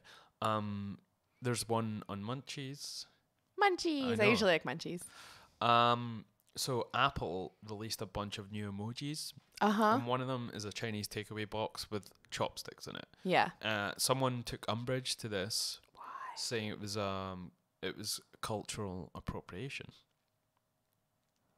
So the title is why the Chinese takeout emoji is being accused of cultural appropriation. The designers of the emoji probably didn't intend for it to evoke disrespect and death. I like how they put death in there. I know. But that's kind of the point. Oh, I don't understand. So this is the is that the emoji one? No, that's just a picture of. So the emoji, see it there? It's a Chinese takeaway box, just with the chopsticks hanging out. Yeah. So. Oh, because there's some weird stuff about what you do with chopsticks, and some of them are like bad. Incense, usually. Yeah, in rice. You're not supposed to leave them upright because. Well, no, they did that as to sort of honor the dead. Okay, yeah, but you're not supposed to leave chopsticks upright like that because it evokes that image. Like, yeah. But it's still like, the lady that was talking about it, she's from Taiwan. Yeah. And she's talking about how it's sort of a bad thing in Chinese culture, you know, and she assumes it's the same in Japanese, and I can't remember. Yeah, because I think I heard it relating to Japanese, but I'm not sure about that actually. So she's a food blogger actually, and she took umbrage with it, and her name is Ming. I'm probably going to butcher this. Ming Chio Lin. Sorry if I've butchered it. You know, it's my white privilege and my ignorance that's making me not pronounce it right. Cool. A writer and a recipe developer, both born in Taiwan and now based in Cape Town, South Africa. Mm-hmm. They have like there's a weird thing going on in South Africa with this sort of stuff. Anyway, raised concerns about this particular design. She says the chopstick stuck in the Chinese takeout symbolizes death. Appropriated much. This is her blog post. Oh, she tweeted, in response to the image of this emoji accompanied by a plea for Apple to change its rendering. This promoted a back and forth between the creator of it and the woman who was complaining about it. So the girl was Chinese as well that made it. Okay. So, well, you just assume it's Apple, so it would be someone that's Chinese. Oh, do you assume that? Well, of course. That's funny though. Because all their places are in China. So yeah. She says sticking chopsticks upright within a pile of food she'd been taught. Now this is all her own sort of anecdotal evidence. She'd been taught as a symbol of outright disrespect, mimicking the Chinese practice of sticking burning insects upright into bowls of rice to honor the dead. So is she the Taiwanese lady in South Africa, not the developer? Okay. Not the developer. She was thus worried that the particular image was culturally insensitive. And she says Taiwanese culture forms part of Chinese culture. She explains when asked about why this particular image of chopsticks in food strikes her as a bad etiquette. I was raised to consider this bad etiquette. And from my understanding, the same applies in China and Japan. So she's just basically assuming. She's not even like... Or she knows that and that's just the way she's phrased it. I don't know. Maybe, yeah. Yeah. So yeah, like she's pretty much trying to get them to change it. Yeah. I don't get how it's appropriative. I know. Like if she is correct and it's as universal as that, it's like a faux pas, and they probably should actually redesign it, because it's like if they've made an emoji that the people whose background it represents aren't able to use, then that's stupid. If it was someone who made it from that background, does then that change it? Well, I'd like to hear what she has to say about it for sure. Because if it was like, I don't know, let's say she's Chinese American and she wasn't taught that, then I don't know. It's a weird one. But I don't see how it's appropriative. It's not like taking something from someone else's culture and using it for your own. Yeah. So the creators, that's a weird one. The creators, went on with she says Lee and Lou, who are the ones that made the design, and they originally proposed it in 2016. Yeah. So there's obviously been a lot of back and forth about this. Yeah. She says there's quite a bit of wiggle room within the interpretation of a takeout emoji, since the paper takeout box is expressively an American product. Well, that's, true as well. She echoed what the pair wrote in the original proposal. The takeout box has become understood in Western cultures as a symbol of Chinese food, in addition to conveying the general concepts of takeout and delivery. They went on to note that takeout boxes aren't usually found within mainland Asia, even though they've become visually synonymous with casual Chinese food within the United States. Yeah. Well, that's a good point as well, as it's not actually really a part of it's. She says the chopsticks are not upright.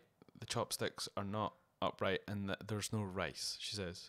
Because the actual symbol is it's like at an angle, and it's just in a box. They don't. It's not in. They don't know if there's rice in it. So it's just someone being super sensitive, I guess. That's the kind of thing as well, where it's like it's good to have these conversations. I think as kind of practice for actually really important ones. Yeah. But I don't think this is a really important issue, and it doesn't mean like white people get to decide what issues are important or not. It's just like it's a fucking emoji. Yeah. Like there are still really bad problems in the world.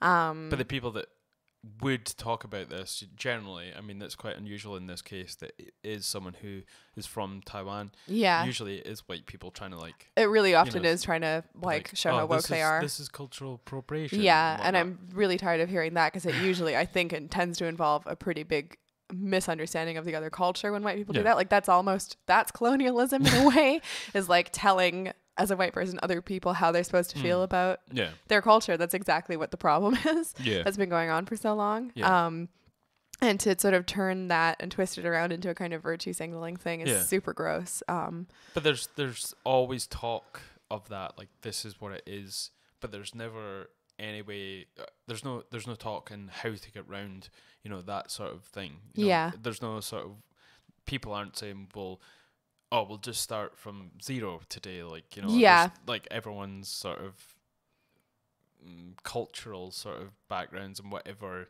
is just that. It's not used in any negative way or anything like that, and anyone can use anything, but you can't erase the history that's led up to this. So is it perpetually just going to be that way, that white people can't say anything to anybody about their culture, or white men can't say anything to women? Yeah, it's a weird, I just definitely think that the solution isn't going to be a thing that involves shutting down communication. That's what we keep running up against, is once you start trying to control what people say to each other, obviously there are certain things that need to be protected. There always are. But any time that you start taking words away from people and start taking, communication away from people, that's not going to be good. That's not going to develop in a good way. People aren't going to learn. Wait a minute. Talking's the answer, you say? I know, right? Well, it's like we have so many more ways to communicate than we ever did in the past. And I don't know if that's just like blown people's circuits a bit or whatever, and they're trying to start shutting corners of it down. Johnny 5 is alive. Beep, boop, beep. Beep, boop, boop. Because then that's a whole, so then is Chinese takeaway in America, is that appropriative of mainland Chinese culture?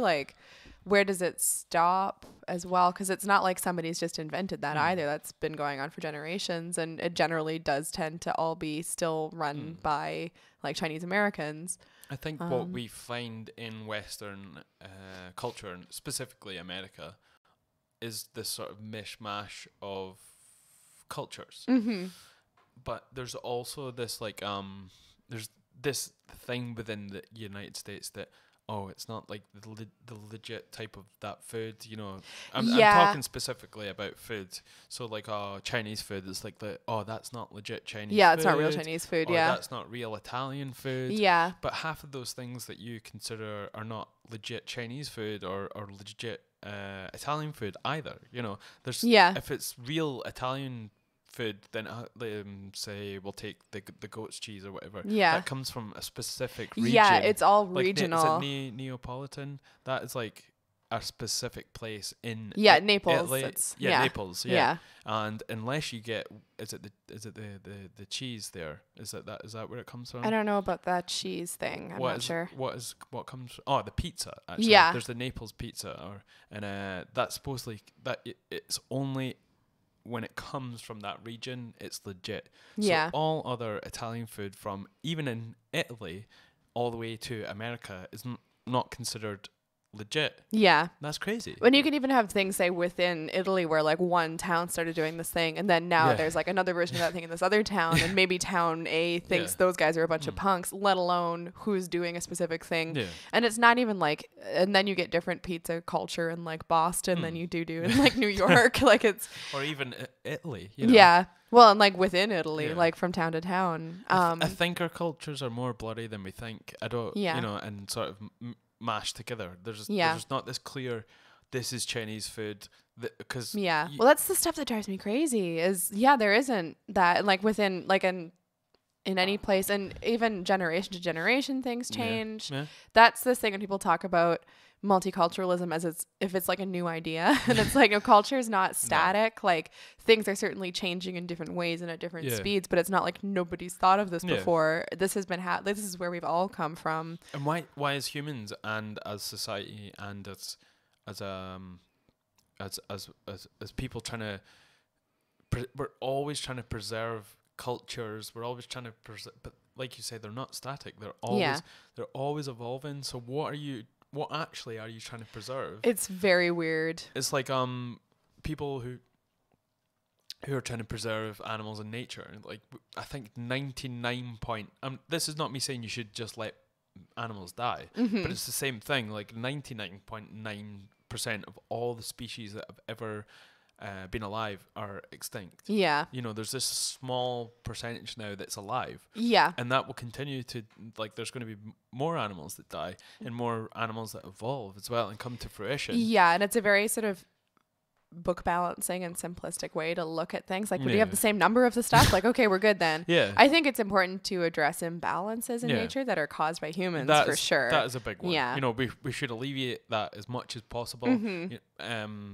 But we can't do that totally, because we are part of nature. Yeah. And but there's 7 billion of us. So whatever we do is going to have an effect on anything. There's no way we can. This is the thing that pisses you off about vegans, is that there's no way to have no impact on the world. Yeah, it's not possible. And I think it's really funny when sort of vegans think they can just chill out and not think about what they're eating other than in terms of nutrition and stuff, because there's still huge issues caused by all sorts of the ways we produce food. Avocados is the big one. Hugh talked about that, a previous guest, and it totally brought to light to something to me that I'd never heard of. Yeah. And it's avocados, and it's like a whole sort of like gang stuff. Yeah, it's like super evil. Yeah. Like the big problem is when we try and mass produce stuff, it's not really what we're producing, it's how we're producing it. Yeah.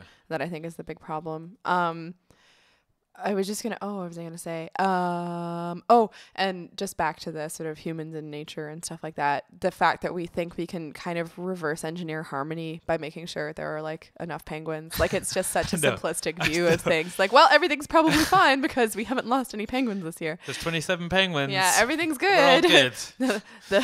the Earth's on fire, but we've got the right number of penguins, so we're good. We have 4 polar bears. We're all within our sort of mean. We're fine. And that is I've talked about this before, but the animals that live on the fringe and are highly specialized, they're the ones that are going to feel any shift in the planet first. Yeah. And we're seeing it with polar bears, penguins as well in the sort of Antarctic. Those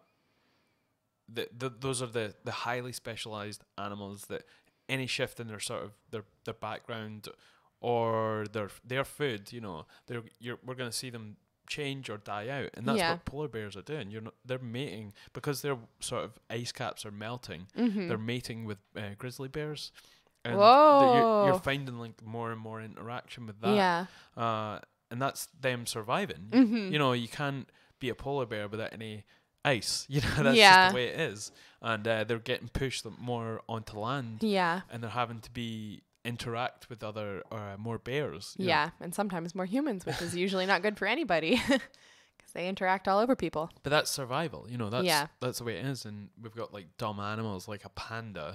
Oh God, the panda thing's so funny. I mean, they're cute, obviously. Yeah, and they're great. But an animal is screaming out to not be helped. Yeah, it's a like if you panda. Can't make them like make more pandas. Yeah, they exactly. They have the male has a penis the size of a human thumb. You know. Oh. They just want mate. You know, there's barely any of them alive. They eat one thing and no other thing. Like, how did you happen, guys? Like, they're cartoon characters. It's so funny. And not that I'm like, we should get rid of pandas. But, like, what are you supposed to do? I know.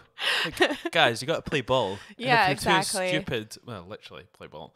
And if you're too stupid to survive, then that's what happens. It's survival of the fittest and the fact and that smartest. We think that we're helping them by like putting them in zoos where they're safe and stuff. It's like no wonder they're depressed. Yeah. Like would you want to have sex if you had a bunch of people and a bunch of people are like, come on. It's so weird.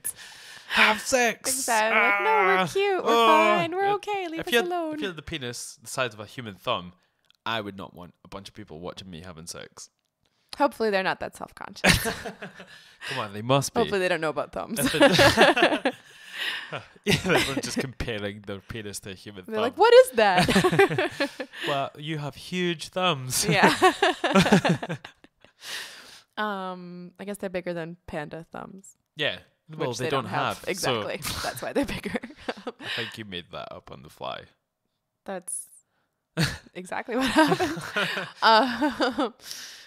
Yeah, it's a strange thing. But if you don't want to survive, if it's not in you, then... they're like, why should we make you to make ourselves feel better? That's a weird one. I think zoos should be eradicated, and all water parks that involve live animals for sure. eradicated as well, you know.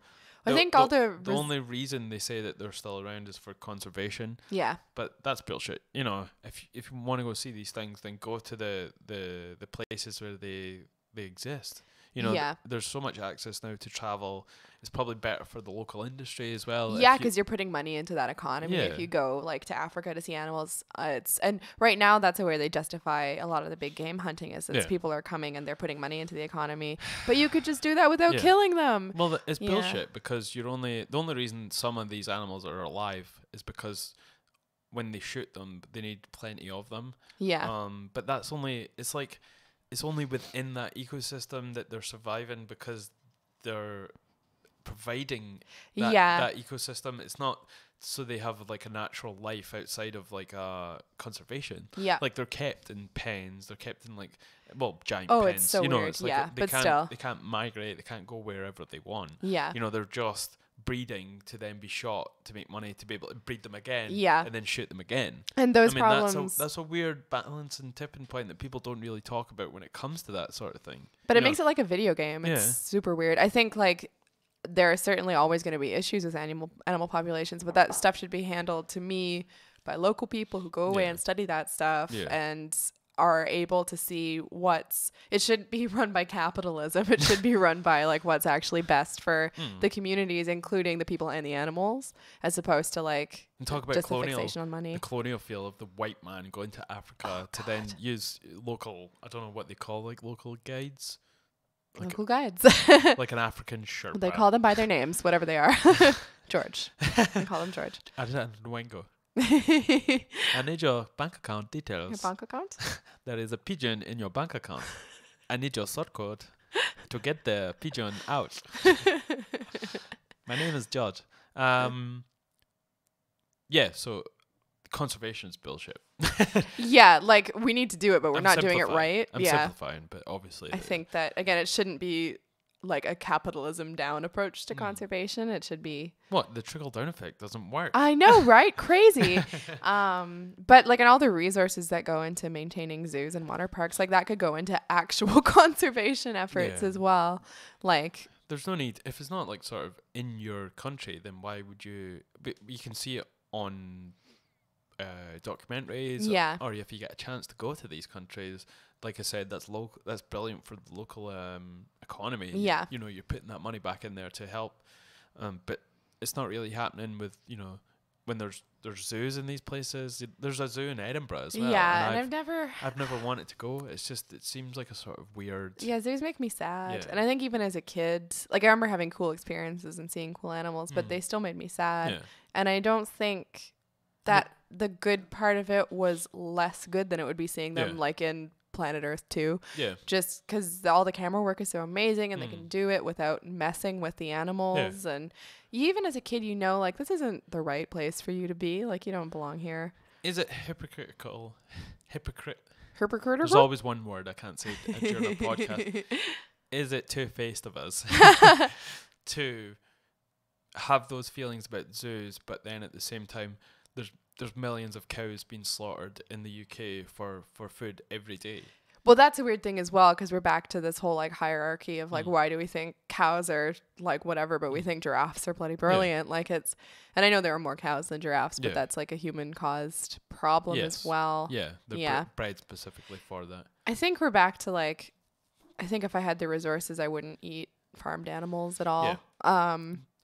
Like I just don't think it's a good industry at this point. I'd still eat meat, but I wouldn't eat farmed. No, I'd eat game if I could go like hunt. That's and I mean, it sounds weird in Scotland because you can't basically hunt for anything. You can hunt for bargains or a rabbit. And we know what rabbit does to people if they eat only rabbit. That's true. You get weird rabbit starvation. Yeah. You can actually like starve from eating too much of rabbit. Yeah, so weird. I find that so funny. Because that's like negative nutrition. Yeah. Because that's what happened to people in the West on the frontier. Yeah. And the America, they'd be traveling across. The only thing they can see or hunt is rabbit. Yeah. And they were dying. Yeah. You know, they were like, you think, oh, this has got plenty of muscle fat or whatever, you know, and it was just starving them. Yeah, it's so weird. It's funny. It probably more calories to chew than, you know, they were consuming. Yeah, exactly. Yeah, it's like. So no more zoos. Another thing I wanted to bring up was this whole situation with James Gunn, the director of Guardians of the Galaxy. He just got fired by Disney. Which is strange, you know, Disney, we're in charge, because it's Marvel, we're in charge of Guardians of the Galaxy. It's weird though, like, when did that takeover happen with Disney actually? Because it feels like he did the first one before Disney bought over Marvel. Yeah, I think so. It was pretty recently. I think maybe even... Okay, let's see. Because that's kind of weird, you making a movie, then some other company coming in and firing you from that because, you know, you've said some stuff on Twitter. Yeah. Twitter. Let's see. Disney. Well, you're looking that up. Should I get that beer? Yes. Oh, cool. Do you want a beer? Want to split it? Okay. Yeah. Split it. Split it. Okay. Okay, so I'm looking up Disney when Disney bought over Marvel. I'm not sure. There's probably someone screaming at their headphones. You idiot! It was 2 years ago. Disney buy over Marvel. Okay. So 2000. Walt Disney Company announced a deal to acquire Marvel for 4.24 billion, with Marvel shareholders to receive $30 and approximately 0.745 Disney shares. You want a Disney share? And for each share of Marvel they own, so that it was 2009. That's crazy. I didn't think it was as early as that. It was 2009. Really? Yep. The Walt Disney Company announced a deal to acquire Marvel for 4.24 billion. So each shareholder received $30 and approximately 0.75 Disney shares. I think Although that's depending funny. on how much they're worth, I know, that could yeah. be. For each share of Marvel they own. That was what they got. Wow. The So the voting occurred on December 31st, 2009, and the merger was approved. So basically it went in 2010, Yeah. late 2009. That's weird. I thought it was more recent than that. Would That's that funny. not be Fox then when Disney bought over? It wasn't Marvel. Oh yeah. Yes. Yeah. So the recent one. Yeah. Well, I was it's conflating Fox. those. Yeah. You kind of Yes. just assume. So yeah. Yeah. Yeah. You got it. So when they bought it, so Walt Disney buys Murdoch's Fox for $52 billion. Jesus. That is like, they bought Marvel for $4.25 billion, and they bought Fox is huge though. That is a huge company, and they've been going for a long time. And I guess the economy is a bit better now than it was in 2009, although I Yeah, don't know if it's 'cause that would've that been order of magnitude. a That's year- not that long after a the year after financial the crash. crisis. Yeah. Maybe 18 months, maybe after. Yeah. Depending when it actually happened in 2008. So yeah, when Marvel made, oh, cheers. Cheers. Skål. We're drinking early, folks. It's not that early anymore. It's crazy when I don't drink on the podcast beer. I have had a coffee and I don't need to go to the toilet. We had a lot of coffee as well. I'm notorious for going to the bathroom a billion times, like a bloody Disney Fox takeover when when I've had a beer. Yeah. But when I have coffee, I'm fine. Which is weird because they're both diuretics. And you probably drink a lot more coffee than beer in terms of volume. I think maybe I have some sort of Beer bladder? reaction to Blair. To Blair. Blair. It makes you bleary, dare I say. Beery. That's cool. I'll drink all your I beer. have It's one fine. sip and I'm Yeah, slurring my words already. And cheers to Brewdog, Oh yeah, thank you, Brewdog, our unofficial letting us buy this beer from you. official sponsors. Yes. Sponsors? Sponsors. Yes. Oh, no. They are the No unofficial more beer. sponsors Give me your beer. of the show. Yes, Moneypenny. It's Brewdog. Unofficial sponsors of the show. Yes. Of the show. Of the show. Yes, Moneypenny. Yeah, it's our day off. We're on mini holiday. We can have a beer at almost 3. It's fine. It's 5 o'clock somewhere. It always is. Well, Yes. it's probably not. It's probably 5:49 or 4:49 somewhere. Okay, so Disney bought over Yes. Marvel in 2009. So that means when they made Guardians of the Galaxy, Disney was wasn't- already yeah, Disney. Disney were still Yeah. in charge. So that means they knew what they were getting into with this whole situation. Yeah. You know, it wasn't someone just coming up like someone takes over your company, you're like the manager, and then the Yeah. new company's like, I don't like the way you did this when it was a different company. Yeah. You're So we're getting fired. ready because I think that stuff Yeah. happens a lot. Like, Of course. Yeah. But that's more weird and disgusting. But Yeah. So then also because the tweets that are of concern, they said he made about 10 years ago. So that would have been basically at the time yeah. of this happening. So it's not like he did this stuff in like 1978 and they've just dug it out of like, you know, the library or something. Like this was a current event. So obviously they would have been aware of it. I have a little smorgasbord of the tweets. Oh, a smorgasbord. The first ones that they've put up are from 2009, Yeah. 5th of April, and I think they bought it in the was it in the December? The December? The December of that year, was that right? Yes. So he was tweeting like this before they bought it. Yeah. A few months, obviously. And before, obviously, he was given the job of doing Guardians of the Galaxy, but Yeah. not very long before. No. Like, very findably. I assume they do some legwork. I have no idea. I assume they have any idea of who they're employing. It is, yeah. I mean, you're taking on a massive company. It is quite hard to sort of police everything, so to speak. Oh, yeah, for sure. But if it they're... might have just slipped by. They're giving him this job of directing. I'm sure someone at some point Googled him. Yeah. You know, it's not like... And these tweets went all the way up until 2012. Yeah, the ones that they're using as examples. There's some in 2012. So yeah, he's been frequently doing these sort of semi-provocative tweets. He said, "I like it when little boys touch me in the silly place. Shush." That was a retweet though. It wasn't him actually saying it. That's stupid. Like that's just a stupid thing to post or retweet, but so there was another one. This is just some examples of the tweets, and he said photo shoot with Amalie and Steve Sparkle and Melissa _pizza, trying to maintain a semi-chub so that I look impressive in these photos.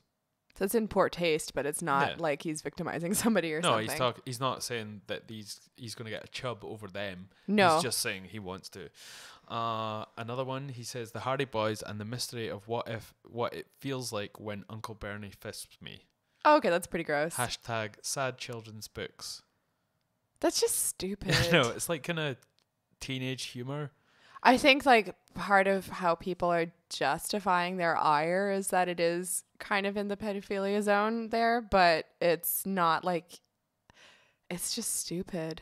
Another one, my new film, Jerk Loose, a small town where beating off is illegal. And one high school kid jerks off in front of the others to show how fun it is. That's so it's gross, like but actually a little Footloose. funny. Yeah. with the what's his but name? with Bacon. Kevin Smelling the bacon. That was pretty funny. That's actually kind of funny. That would actually be a pretty funny film. Jerk Loose. It's probably the porno version. Yeah, probably. I'd like the acting of everyone being like super tense. But with no music. Just yeah, like except just like fapping noises. Ew. No, stop it. Gross. So another one, this may be the plant version of adopting a damaged 12-year-old girl who steals your money and accuses you of molesting her. Did he get a plant that was difficult? Maybe. So again, that's like Hypotheticals. they're all in poor taste, Yeah. but it's not the worst thing anyone's ever said on the internet. And it doesn't seem like he's victimizing anyone specifically. No, that's true. I think the first one is like the most troubling in a way, but This one makes me relate to our shower. yeah. This hotel shower is the weakest ever. Felt like a 3-year-old peeing on my head. See that, like, why sexualize a 3-year-old peeing? He didn't. Yeah, he didn't. Yeah. No, it's about like how his shower was. Yeah. Eagle snatches kid is what I call when I get lucky. That's gross as well. But he could mean like a 25-year-old. So he says he just downloaded the new Steven Tyler single. I feel like a type of shame usually reserved for getting a $3 BJ from a maybe tranny. That's No one in a particular. little transphobic, but Yes, still. but it's 10 years ago. It is 10 Things years have ago. progressed That's true. Slightly. I don't know if The you main know. thing I'm taking away from this is his films are very funny considering how he seems to be not very funny. But maybe you need that level of sort of immaturity to find funniness. This is actually definitely if Star-Lord had a Twitter, it would be like this. Yeah. But it would be Star Fuck Lord. Yeah. But he'd like spell it with those weird like Or weird Star names and- Shit Lords, as in like because he shit posts. Oh yeah. Yeah. He'd have 2 accounts, I think. Star Fuck Lord. Yeah. Honestly, the best policy, tell your 3-year-old you're laughing thinking of me fucking 3PO. He'll appreciate it when he's older. That doesn't even really make any sense. No. Anyway, it must have been in response to something. Yeah, I hope so. Yeah, He says he's doing a big Hollywood film adaptation of The Giving Tree with a happy... Sorry, excuse me. I burped. You boiped! You boiped right into your microphone. I'll edit that out. Not from the live stream, obviously.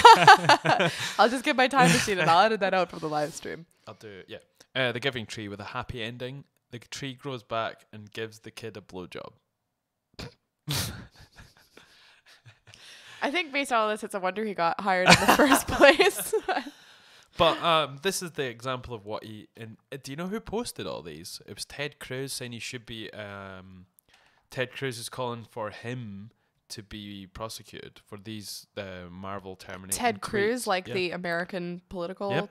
He posted all of them in a collage. Well, Ted Cruz has liked a porn tweet before, so I don't know. Haven't we all? I guess he's been doing a deep dive on how Twitter works. What? So he's Seriously? calling for Ted Cruz thinks James Gunn should be prosecuted for the Marvel terminating tweets. Oh, on what grounds? Well, he's quite religious, is he not? So maybe He he is, just thinks that's on a moral. true. Oh, he must mean on a certain moral end of it. But like, what would be what they charge him with? I don't know. Ted Cruz can sue him if he wants, but I think he said like child rape or child. Oh, okay. Ted Cruz posted with the collage of tweets saying, "Wow, these hashtag James Gunn tweets are just horrible. Child rape is no laughing matter. As Texas SG, I don't know what that means. Handle far too many child sexual assaults. True evil. I'm glad Disney fired him, but if these tweets are true, he needs to be prosecuted." they're not actually like child pornography or anything. No. I don't really get what. That's so weird. This is like a fan I fiction. know. Like Ted Cruz is like, what? Who found that for him? Because He's he sitting definitely there- did not find He's that for sitting there himself. on his keyboard with his bloody cape. Yeah, Swishing. Well, first of all, I'll eat my hat if Ted Cruz knows how to make a collage of anything on any computer. So it definitely wasn't him that found these. No, he definitely, yeah. But supposedly, That's so weird. James Gunn went back and deleted 10,000 tweets leading up to when all this came up. That must have taken a long time. He must have had a team. Yeah. That's the only way you can do that. Yeah. You have like 1,000 people with your Twitter account and just have them deleting like. Jeez, this whole saga is exhausting and like way more entertaining than I thought it was going to be as well. Yeah, I know. But There are like what, so many. What do you think? Like David Batista came out and he says, "I will have more to say for this is on Twitter. Twitter. I will have more to say, but for right now, as I will say, all I will say is this: I am what I am." No, James Gunn is one of the most loving, caring, good-natured people I've ever met. He's gentle. Sounds pretty creepy. Ooh. He's gentle and kind and cares deeply for people and animals. He's made mistakes. We all have. I'm not okay with what's happening to him. Sounds like a threat. Yeah, depending on like which Dave Bautista is reading that. It's like, If it's Drax. yeah, exactly. Nothing goes over my head. This is a really weird one. I really don't know what to think. But if you look at it in the way that Roseanne Barr's Yeah. thing had been handled, I posted the James Gunn thing and someone was talking about this is just people who are jealous of people who are making it. But someone also said to me it was right wingers dredging up this. Yeah. get Which him it to- sort of is if Yeah, it's Ted Cruz. Yeah. It seems it's not liberals or W whatever they call Yeah. themselves. SJWs. Yeah. Sarah Jessica Walkers.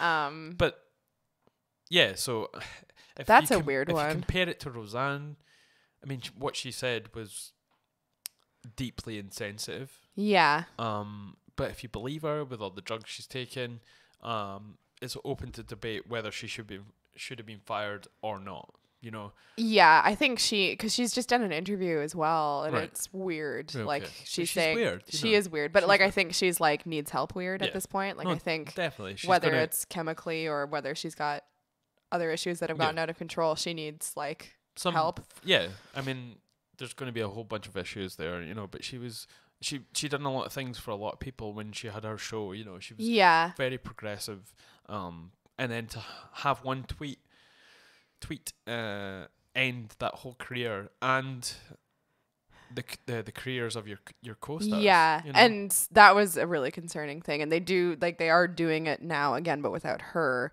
I think honestly, but he did this 10 years ago. yeah, They knew what he was like going into this. yeah, And he'd done all these tweets, and should he then be treated the same way? He's had his career, well, not taken away from him, but he's fired. yeah, And this has been made public as if he's done something very wrong. yeah, and he said publicly, and there for public record, some stuff he definitely I think shouldn't have No. said. But Like, he did. but he did, and he can. They would have you know. known. I think they would have, or at least should have known this at the time they hired him. Mhm. So hire him or don't. Yeah. But you can't. after 10 years, because we're in sort of a different climate, I think move the goalposts that way. Exactly. I think that's one thing when you're talking about like assault and stuff Yeah. like that. Like, yes, that's fair because harm came to people. Yeah. And it is what it is. Yeah. To and to quote Max Holloway, yeah, it is what it is. It is what is. There are laws covering like statute of limitations and stuff like that. There's like a system for all this. But with stuff like this, it's just kind of, because, you know, it's not, you know, Disney actually being like, oh, this is really truly disgusting. It's like, oh, we don't want to get in trouble. Yeah. So they're throwing them under the bus. It's definitely them covering their own ass. Yeah. And I don't know what else would be going on. Like, maybe they wanted to get rid of him for some reason and it was an excuse. I don't see why, because he's doing a brilliant job. But maybe he wanted more money. Like, it could be any number of things. I'm sure it'll come out. Yeah. James Gunn won't, you know, hold had his wish, as we say in Scotland. So we'll see what comes of it. You know? And I'll be interested to see what, like, having heard from Dave Bautista, a lot of the times when these things happen, it goes one way or the other, where people kind of pile on in terms of like, well, maybe this is actually a shitty person and everyone was waiting for a reason to say so. Or in a case like this, it sort of so far seems like that's not what's happening. But no one else from the cast is coming out. Yeah. Well, they're probably like, what do you do? Like, if I was one of their agents, I'd be like, you keep your mouth shut, because there's no, like, what are you supposed to, there's nothing you can say that's going to help anybody. So. And Chris Pratt as well. Like, you think because he's Christian, you know, you think. Oh, I keep forgetting that. He's like, and did you see the weird speech he did at the recent award ceremony? No. And it was all to do with God. Every single time really? he went up. Yeah, I'll show you in a second. Oh, weird. Cool. I might play it over here. I won't get pulled. But you think, you know, with that background, that he wouldn't work with anyone that he thinks has sort of, you know, morally ambiguous, maybe, you know. Yeah. You think he would. Probably Hollywood isn't the best place for you if you don't want to work with people who are morally ambiguous. He's very, like, religious. Yeah. And more so, it seems like, as he's like starting to go on That's these award ceremonies and anyway, so to sort of round off the James Gunn conversation, like you say, I don't think what he said was abhorrent.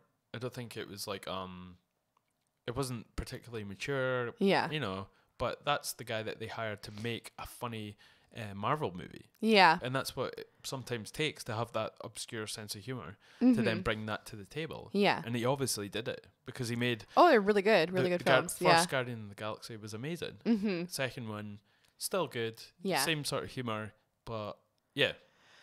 And now it's it's going to change. Like, who's going to be able to take over that mantle? Yeah. And do the third one? Well, and obviously they think this is a really important thing to do, unless there's other stuff going on behind the scenes, because that's a huge upset in terms of the franchise. Yeah. Which does make me think that there's maybe other stuff going on in terms of it being a good out for getting rid of him for some reason. I don't know. Total conspiracizing. No, nothing to go on there, but. Yeah.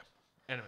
So I'm just bringing up the Chris Pratt one where he makes his speeches, and we'll have to kind of talk over it, because we probably will get booted if we do. Okay, so, cool. Yeah. So we're just sort of watching. We're watching a thing. Yeah. Can you hear it? Is this like a Christian channel as well? It must be. Yeah. God is real. Oh, God is real. So basically it's Chris Pratt. Whoa. It's Chris Pratt. Where? An award ceremony. Oh, at MTV. Yeah. So he's basically doing all this mumbo jumbo about religion. That's weird. It's funny, like the way they've got the stage and stuff. It looks kind of like it's like a televangelist situation as well. No, or religious. Yeah. Or Scientology. He should have like a massive dinner plate. Yeah, he should have a huge medal. I really want to see more crowd shots. Okay, they're digging it. And all like the weird paintings of him in the background. I guess they're like projections, but they look like he's in the church of Chris Pratt. Do you think this is this trolling, you think? It's super weird. Yeah. I don't know. I know. It's weird. Oh, that was a weird one. Do you know who was praising him for this? God. Yeah, of course. No, he was singing his praises, actually. Ben Shapiro. Because he's Jewish. Yeah. And Ben actually was like, big up Chris Pratt for this, because, you know, this is something that more people need to hear. Do they? And they should be doing this more and bring things back to God when they're on platforms like that. Which is weird, you know, Yeah. for someone who's no matter what you think of Ben Shapiro, Yeah. he's intelligent. He is. I think he's a weird jerk, but yeah. And he's a lawyer, and he knows how to think analytically, Yeah. obviously. But it's just this weird hang-up that he has with Judaism. He's Jewish. He's proper Jewish. Yeah. And he still, all his morals he's supposedly all revolve around that. Yeah. And it's so weird to see someone so intelligent still have that hang up. Yeah. Well, for someone who's very intelligent, there are a lot of things he believes and says that No, totally. that's not even probably the one I'd start with, but I know what you mean. It's funny. Yeah. It must be, it's interesting because it's in some ways like some religions are more or less a part of your identity, and that one's a pretty big part of your identity, I think. Yeah. Since you're sort of like ethnically, and like you can be ethnically Jewish and not religious, like that's a weird one. That gives me the Chris Pratt creeps one, a little bit. Like, I don't know if he's doing a thing or I didn't really know that about him. Like, I think you've said before, and because it doesn't really compute, my brain like spits it out again. Let's see. I'll just see, because I kind of feel like it was trolling a little bit because of the pictures in the background of him were like stupid. Yeah. So, but I guess those would be the ones that MTV like chose because he is a comedic actor, so it makes sense. So he says God is real, believe that, and he calls teens to God with his speech. Does he say teens? Because that'd be funny. Never trust anybody who says teens. Why? It's never good. It's just never good. It's always like patronizing or porn. Like, those are the only options. The teens. What about you're in your teens? Can't you trust I guess anyone that says that's that? fine. But when you refer to a group of people as teens, to me, You bloody teens. Yeah, it's like, Which is weird. you bloody teens. So yeah, his leading statement was, "You're imperfect. You know, that's the way you are, and God is real. Believe that." Maybe he was like on Ambien. Maybe he was Ambien preaching. Ambien preaching. Cool. Preaching. Maybe everybody's on Ambien. Yeah, Ambien preaching. Like Roseanne was ambi tweeting. He was ambi preaching. It's funny.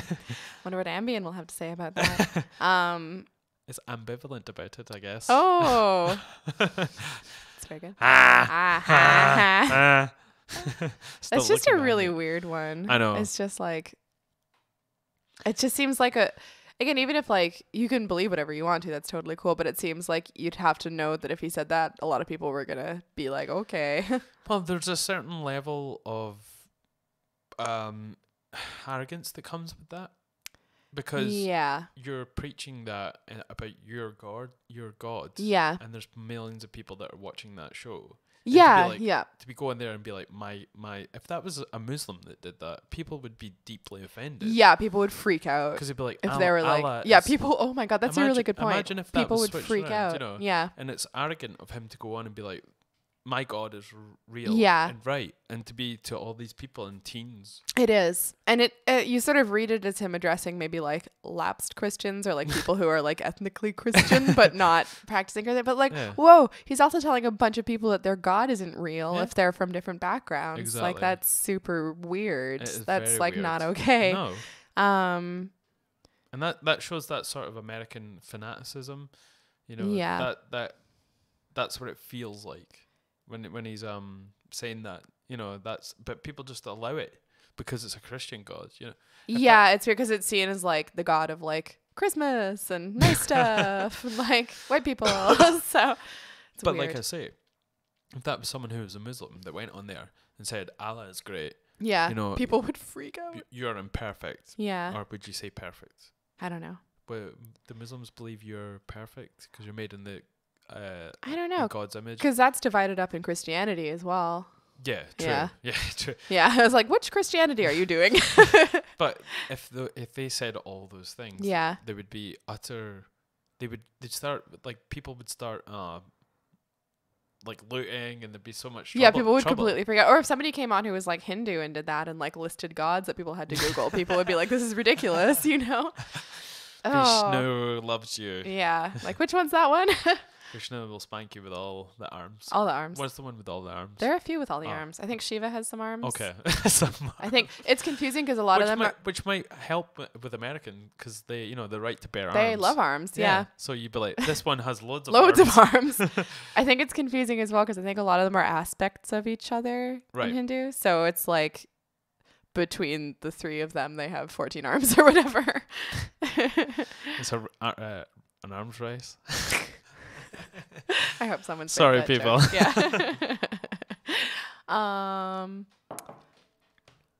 Yeah. That's really weird.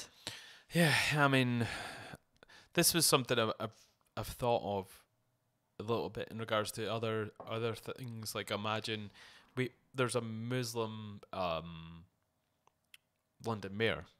Yeah. Could that extend to, and I think I've talked about it on the podcast, maybe even with you a little bit, but could you extend that to a Muslim prime minister? Like, oh, I remember. Yeah, we did talk about this. I don't remember if it was on the podcast or not. Yeah. Yeah. Because, like, I don't know, because essentially, if you look at it, there's no reason why it wouldn't happen unless people don't want that, you know? But then you look at, like, in America, like, you still couldn't even really get an unmarried president, like, which is crazy when you think about it. Yeah. Or... But I think, would it not go against Islam to do that, for you to think you're sort of a leader? And then I think that's one of the things that are built into Islam to stop people, because that's why there is no Pope of Islam. Yeah. It's because they're like, no one's like better than anyone else. Yeah. I think they still manage to have leaders. But not on the same sort of scale. Yeah. So maybe that's inbuilt, that they wouldn't raise up to be prime minister. I know, but then you get like totalitarian heads of like Muslim states and stuff, so that doesn't really. Yeah, but they don't consider themselves kings or prime ministers. They've done a bit of the kingery, a little bit of the kingery. Around the kingery. They've certainly done a lot of, like, you think of like Ring, kingery. Sorry. I'm trying to think of the example I'm thinking of. Good Lord, nope. Don't say that. I think there are a few examples of extremely like last days of Rome level freaky nominally Muslim leaders. Okay. I'll have a little Google, because this will be a good one to finish off on. Muslim, Gaddafi. How would I word that? Gaddafi was sort of he wasn't Muslim, supposedly. He was like sort of secularist. Yeah. Supposedly. But he was still of like a Muslim nation, basically. Was it what did I say there? He was secularist. Okay. I'll just see, The guy with the awful sons. I am having such a brain blank. Sort of Saddam Hussein. Yeah. But he was seen as a sort of, he didn't identify as Muslim either. No? Yeah.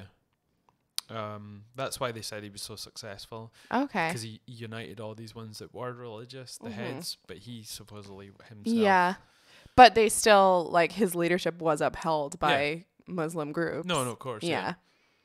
And they think that's why they were able to rise to power, because of how their actual, religious thoughts. So maybe that's like my thing about the super dangerous people in like the early medieval period, were the people who'd figured out that God wasn't real, basically. That's sort of, they get into that a little bit in Vikings with the that guy, the king. The king, and it's like he's figured out how to manipulate other people's faith, but he himself doesn't believe, so he knows there are no consequences. Like, those are really dangerous people. Seems like a theme. Yeah, something that was sort of sprung upon with that. That's interesting, huh?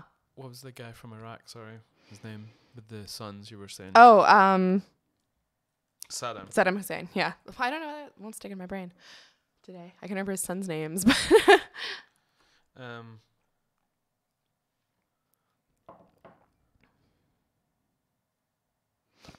so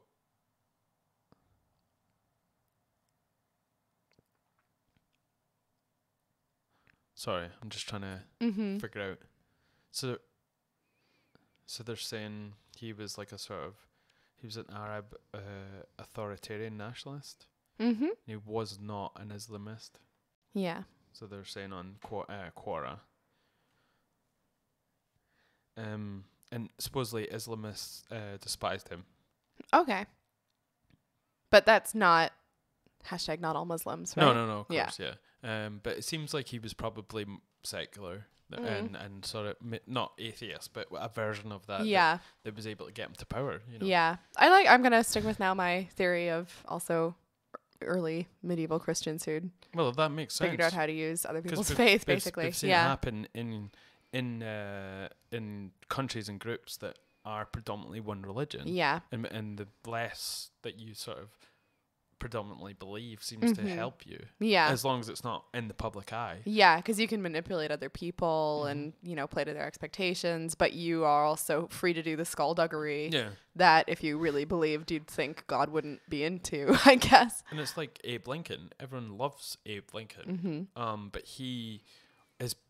there's an amazing book called The People's History of the United States. Yeah. And they document him talking in the South and him talking in the North, and very different sort of speeches when it came to slavery. That's a politician. And he basically probably didn't believe either way. Mm-hmm. But he was able to, because he took that stance, he was able to manipulate all sides of it. Yeah. And it kind of plays into that as well, like you're saying.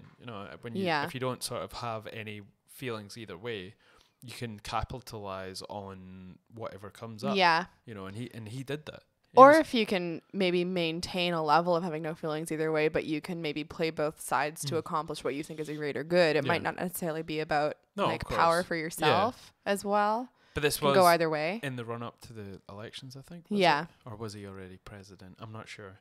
And then I guess to me the question would be, and I'm just sort of spitballing because I don't know, like. That's not an Arab. It's a goat. It's a goat from a wonderful internet video where the goat gets really angry. Terrible people. No, never even would have thought of that, to be honest. I have an Arab friend. Was he maybe was he able to practice some moral flexibility for the greater good in the long run? Yeah. Like, I can do this to then get into power, to then do the thing I think is truly good, or was it just to get into power to have power? Yeah. And we will never know. We'll never know these things. Yeah. And either way, it worked out pretty well in the case of Abe Lincoln, so I don't have any quibbles.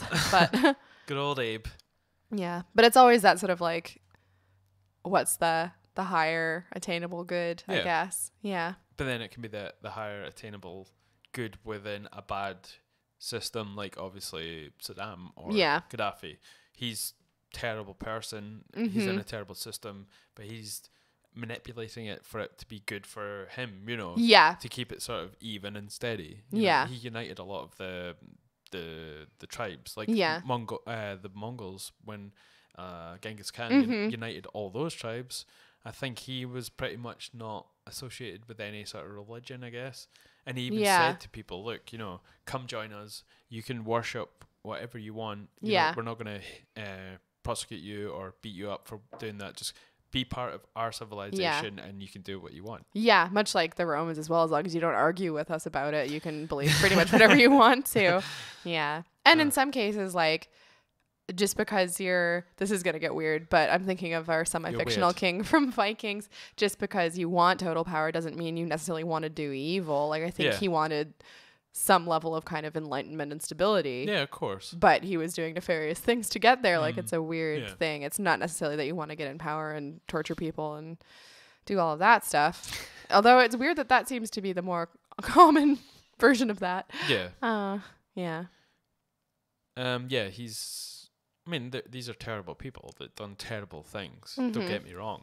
We're not praising anything, but from what we've heard, there is a question to be said that the democracy doesn't work in the Arab world, and they're used to the sort of the way that Islam governs them, and maybe like whatever government is in their authoritarianism.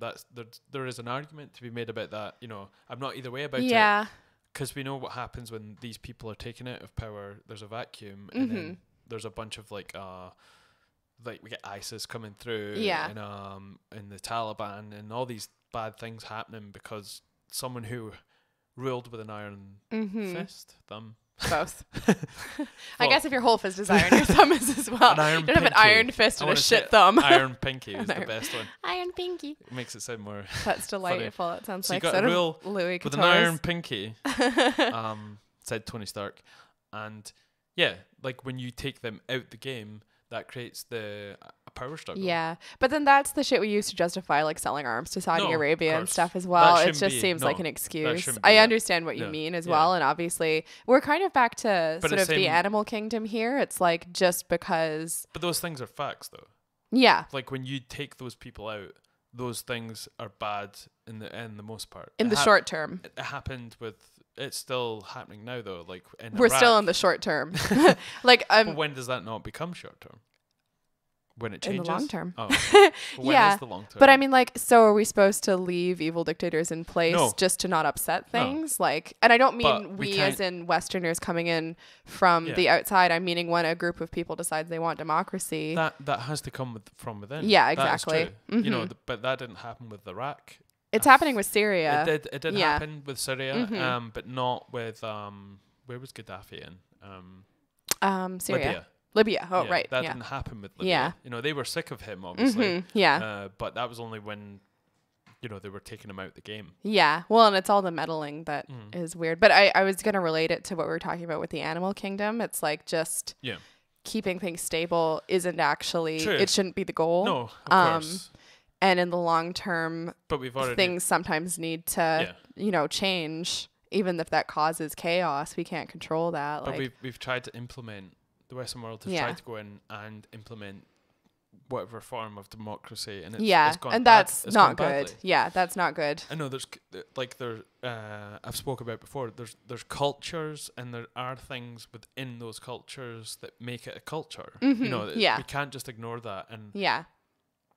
you know, it's great if we become a global civilization, Mm-hmm. but we can't ignore that there are pockets of cultures, and they're going to crash against other things. Yeah, and that is going to happen. And you can't just go in there and implement a Western Yeah. ideal on someone that's not had that for Yeah. you know, however many 500 years, maybe. Yeah. Probably. Especially when I don't think it's been done in good faith. Yeah. I don't think there are any examples where it hasn't been to do with sort of colonialism and capitalism and power when any Western force has gone into any country for genuinely humanitarian reasons. Yeah. And in a sensitive and respectful way, Yeah. like tried to work with a local government to Yeah. make some sort of transition. It's always just been smash and grab, basically, and then trying to sort it out after. Yeah. And with a lack of respect and sensitivity for those cultures, Yeah. which is what causes all this friction. Yeah. Um, And we know that is not good. No. Because we're reaping those. yeah, You know, now. we still are. And both in our own nations and those countries Yeah. are still struggling. And that's kind of what I mean about I don't think the kind of the Western imperialist approach is a good one, but I don't think that means that we should No. leave people to their devices Yeah. either. I think it's a question of, it's sort of like the Star Trek policy. Like we can't interfere in a civilization, Yeah. but we can help them once they've shown signs Exactly. of like wanting help. Yeah. That is true. That should be the way it is. Mm-hmm. But then, how do those people know that if they're being destroyed, you know, or there's genocide that's happening within Yeah. that country, but they still are not reaching out because that's all they know. Yeah. Or they're not capable of it. yeah. Like there's no So what- infrastructure to What do happens that. in those? That when those we're dealing points? with actual genocide, like I think we have a responsibility Yeah. to step in a peacekeeping role. Okay. Yeah. Because that's, helping people who are being Yeah. like totally victimized as opposed to their government structure isn't working for them. It's like mass murder. So we have a responsibility in that case. Anyway, on that note, that's 2 hours. Sweet. Yeah. And It was we've good. got, I enjoyed it. It was good to Took do a while it. to round into form, but An Emily podcast because we are going to spend the day together, our only day off. our so only day off, and we're going to eat bagels and maybe drink some wine and do some exploring and eat Yeah. some Indian food. Multiculturalism. Whoop whoop. And if you're listening for the first time, Laura is an artist and Yeah. she's a lover of wine. Mm-hmm. And if you want to follow her on social media, I am Laura_Z_Hope on Instagram, and that's pretty much my only social media presence. and your website for your artwork. Oh, yeah, that's laurahopeartist.com. Mhm. And yeah, so I do art. I work in wine. Love wine. Instagram's mostly art and wine. Wine. She whines about wine. Wine about wine. But yeah, artwork's up on the website as well. Thank you for coming on. Thank you for having me. And thanks for everyone for watching and listening. Hopefully both.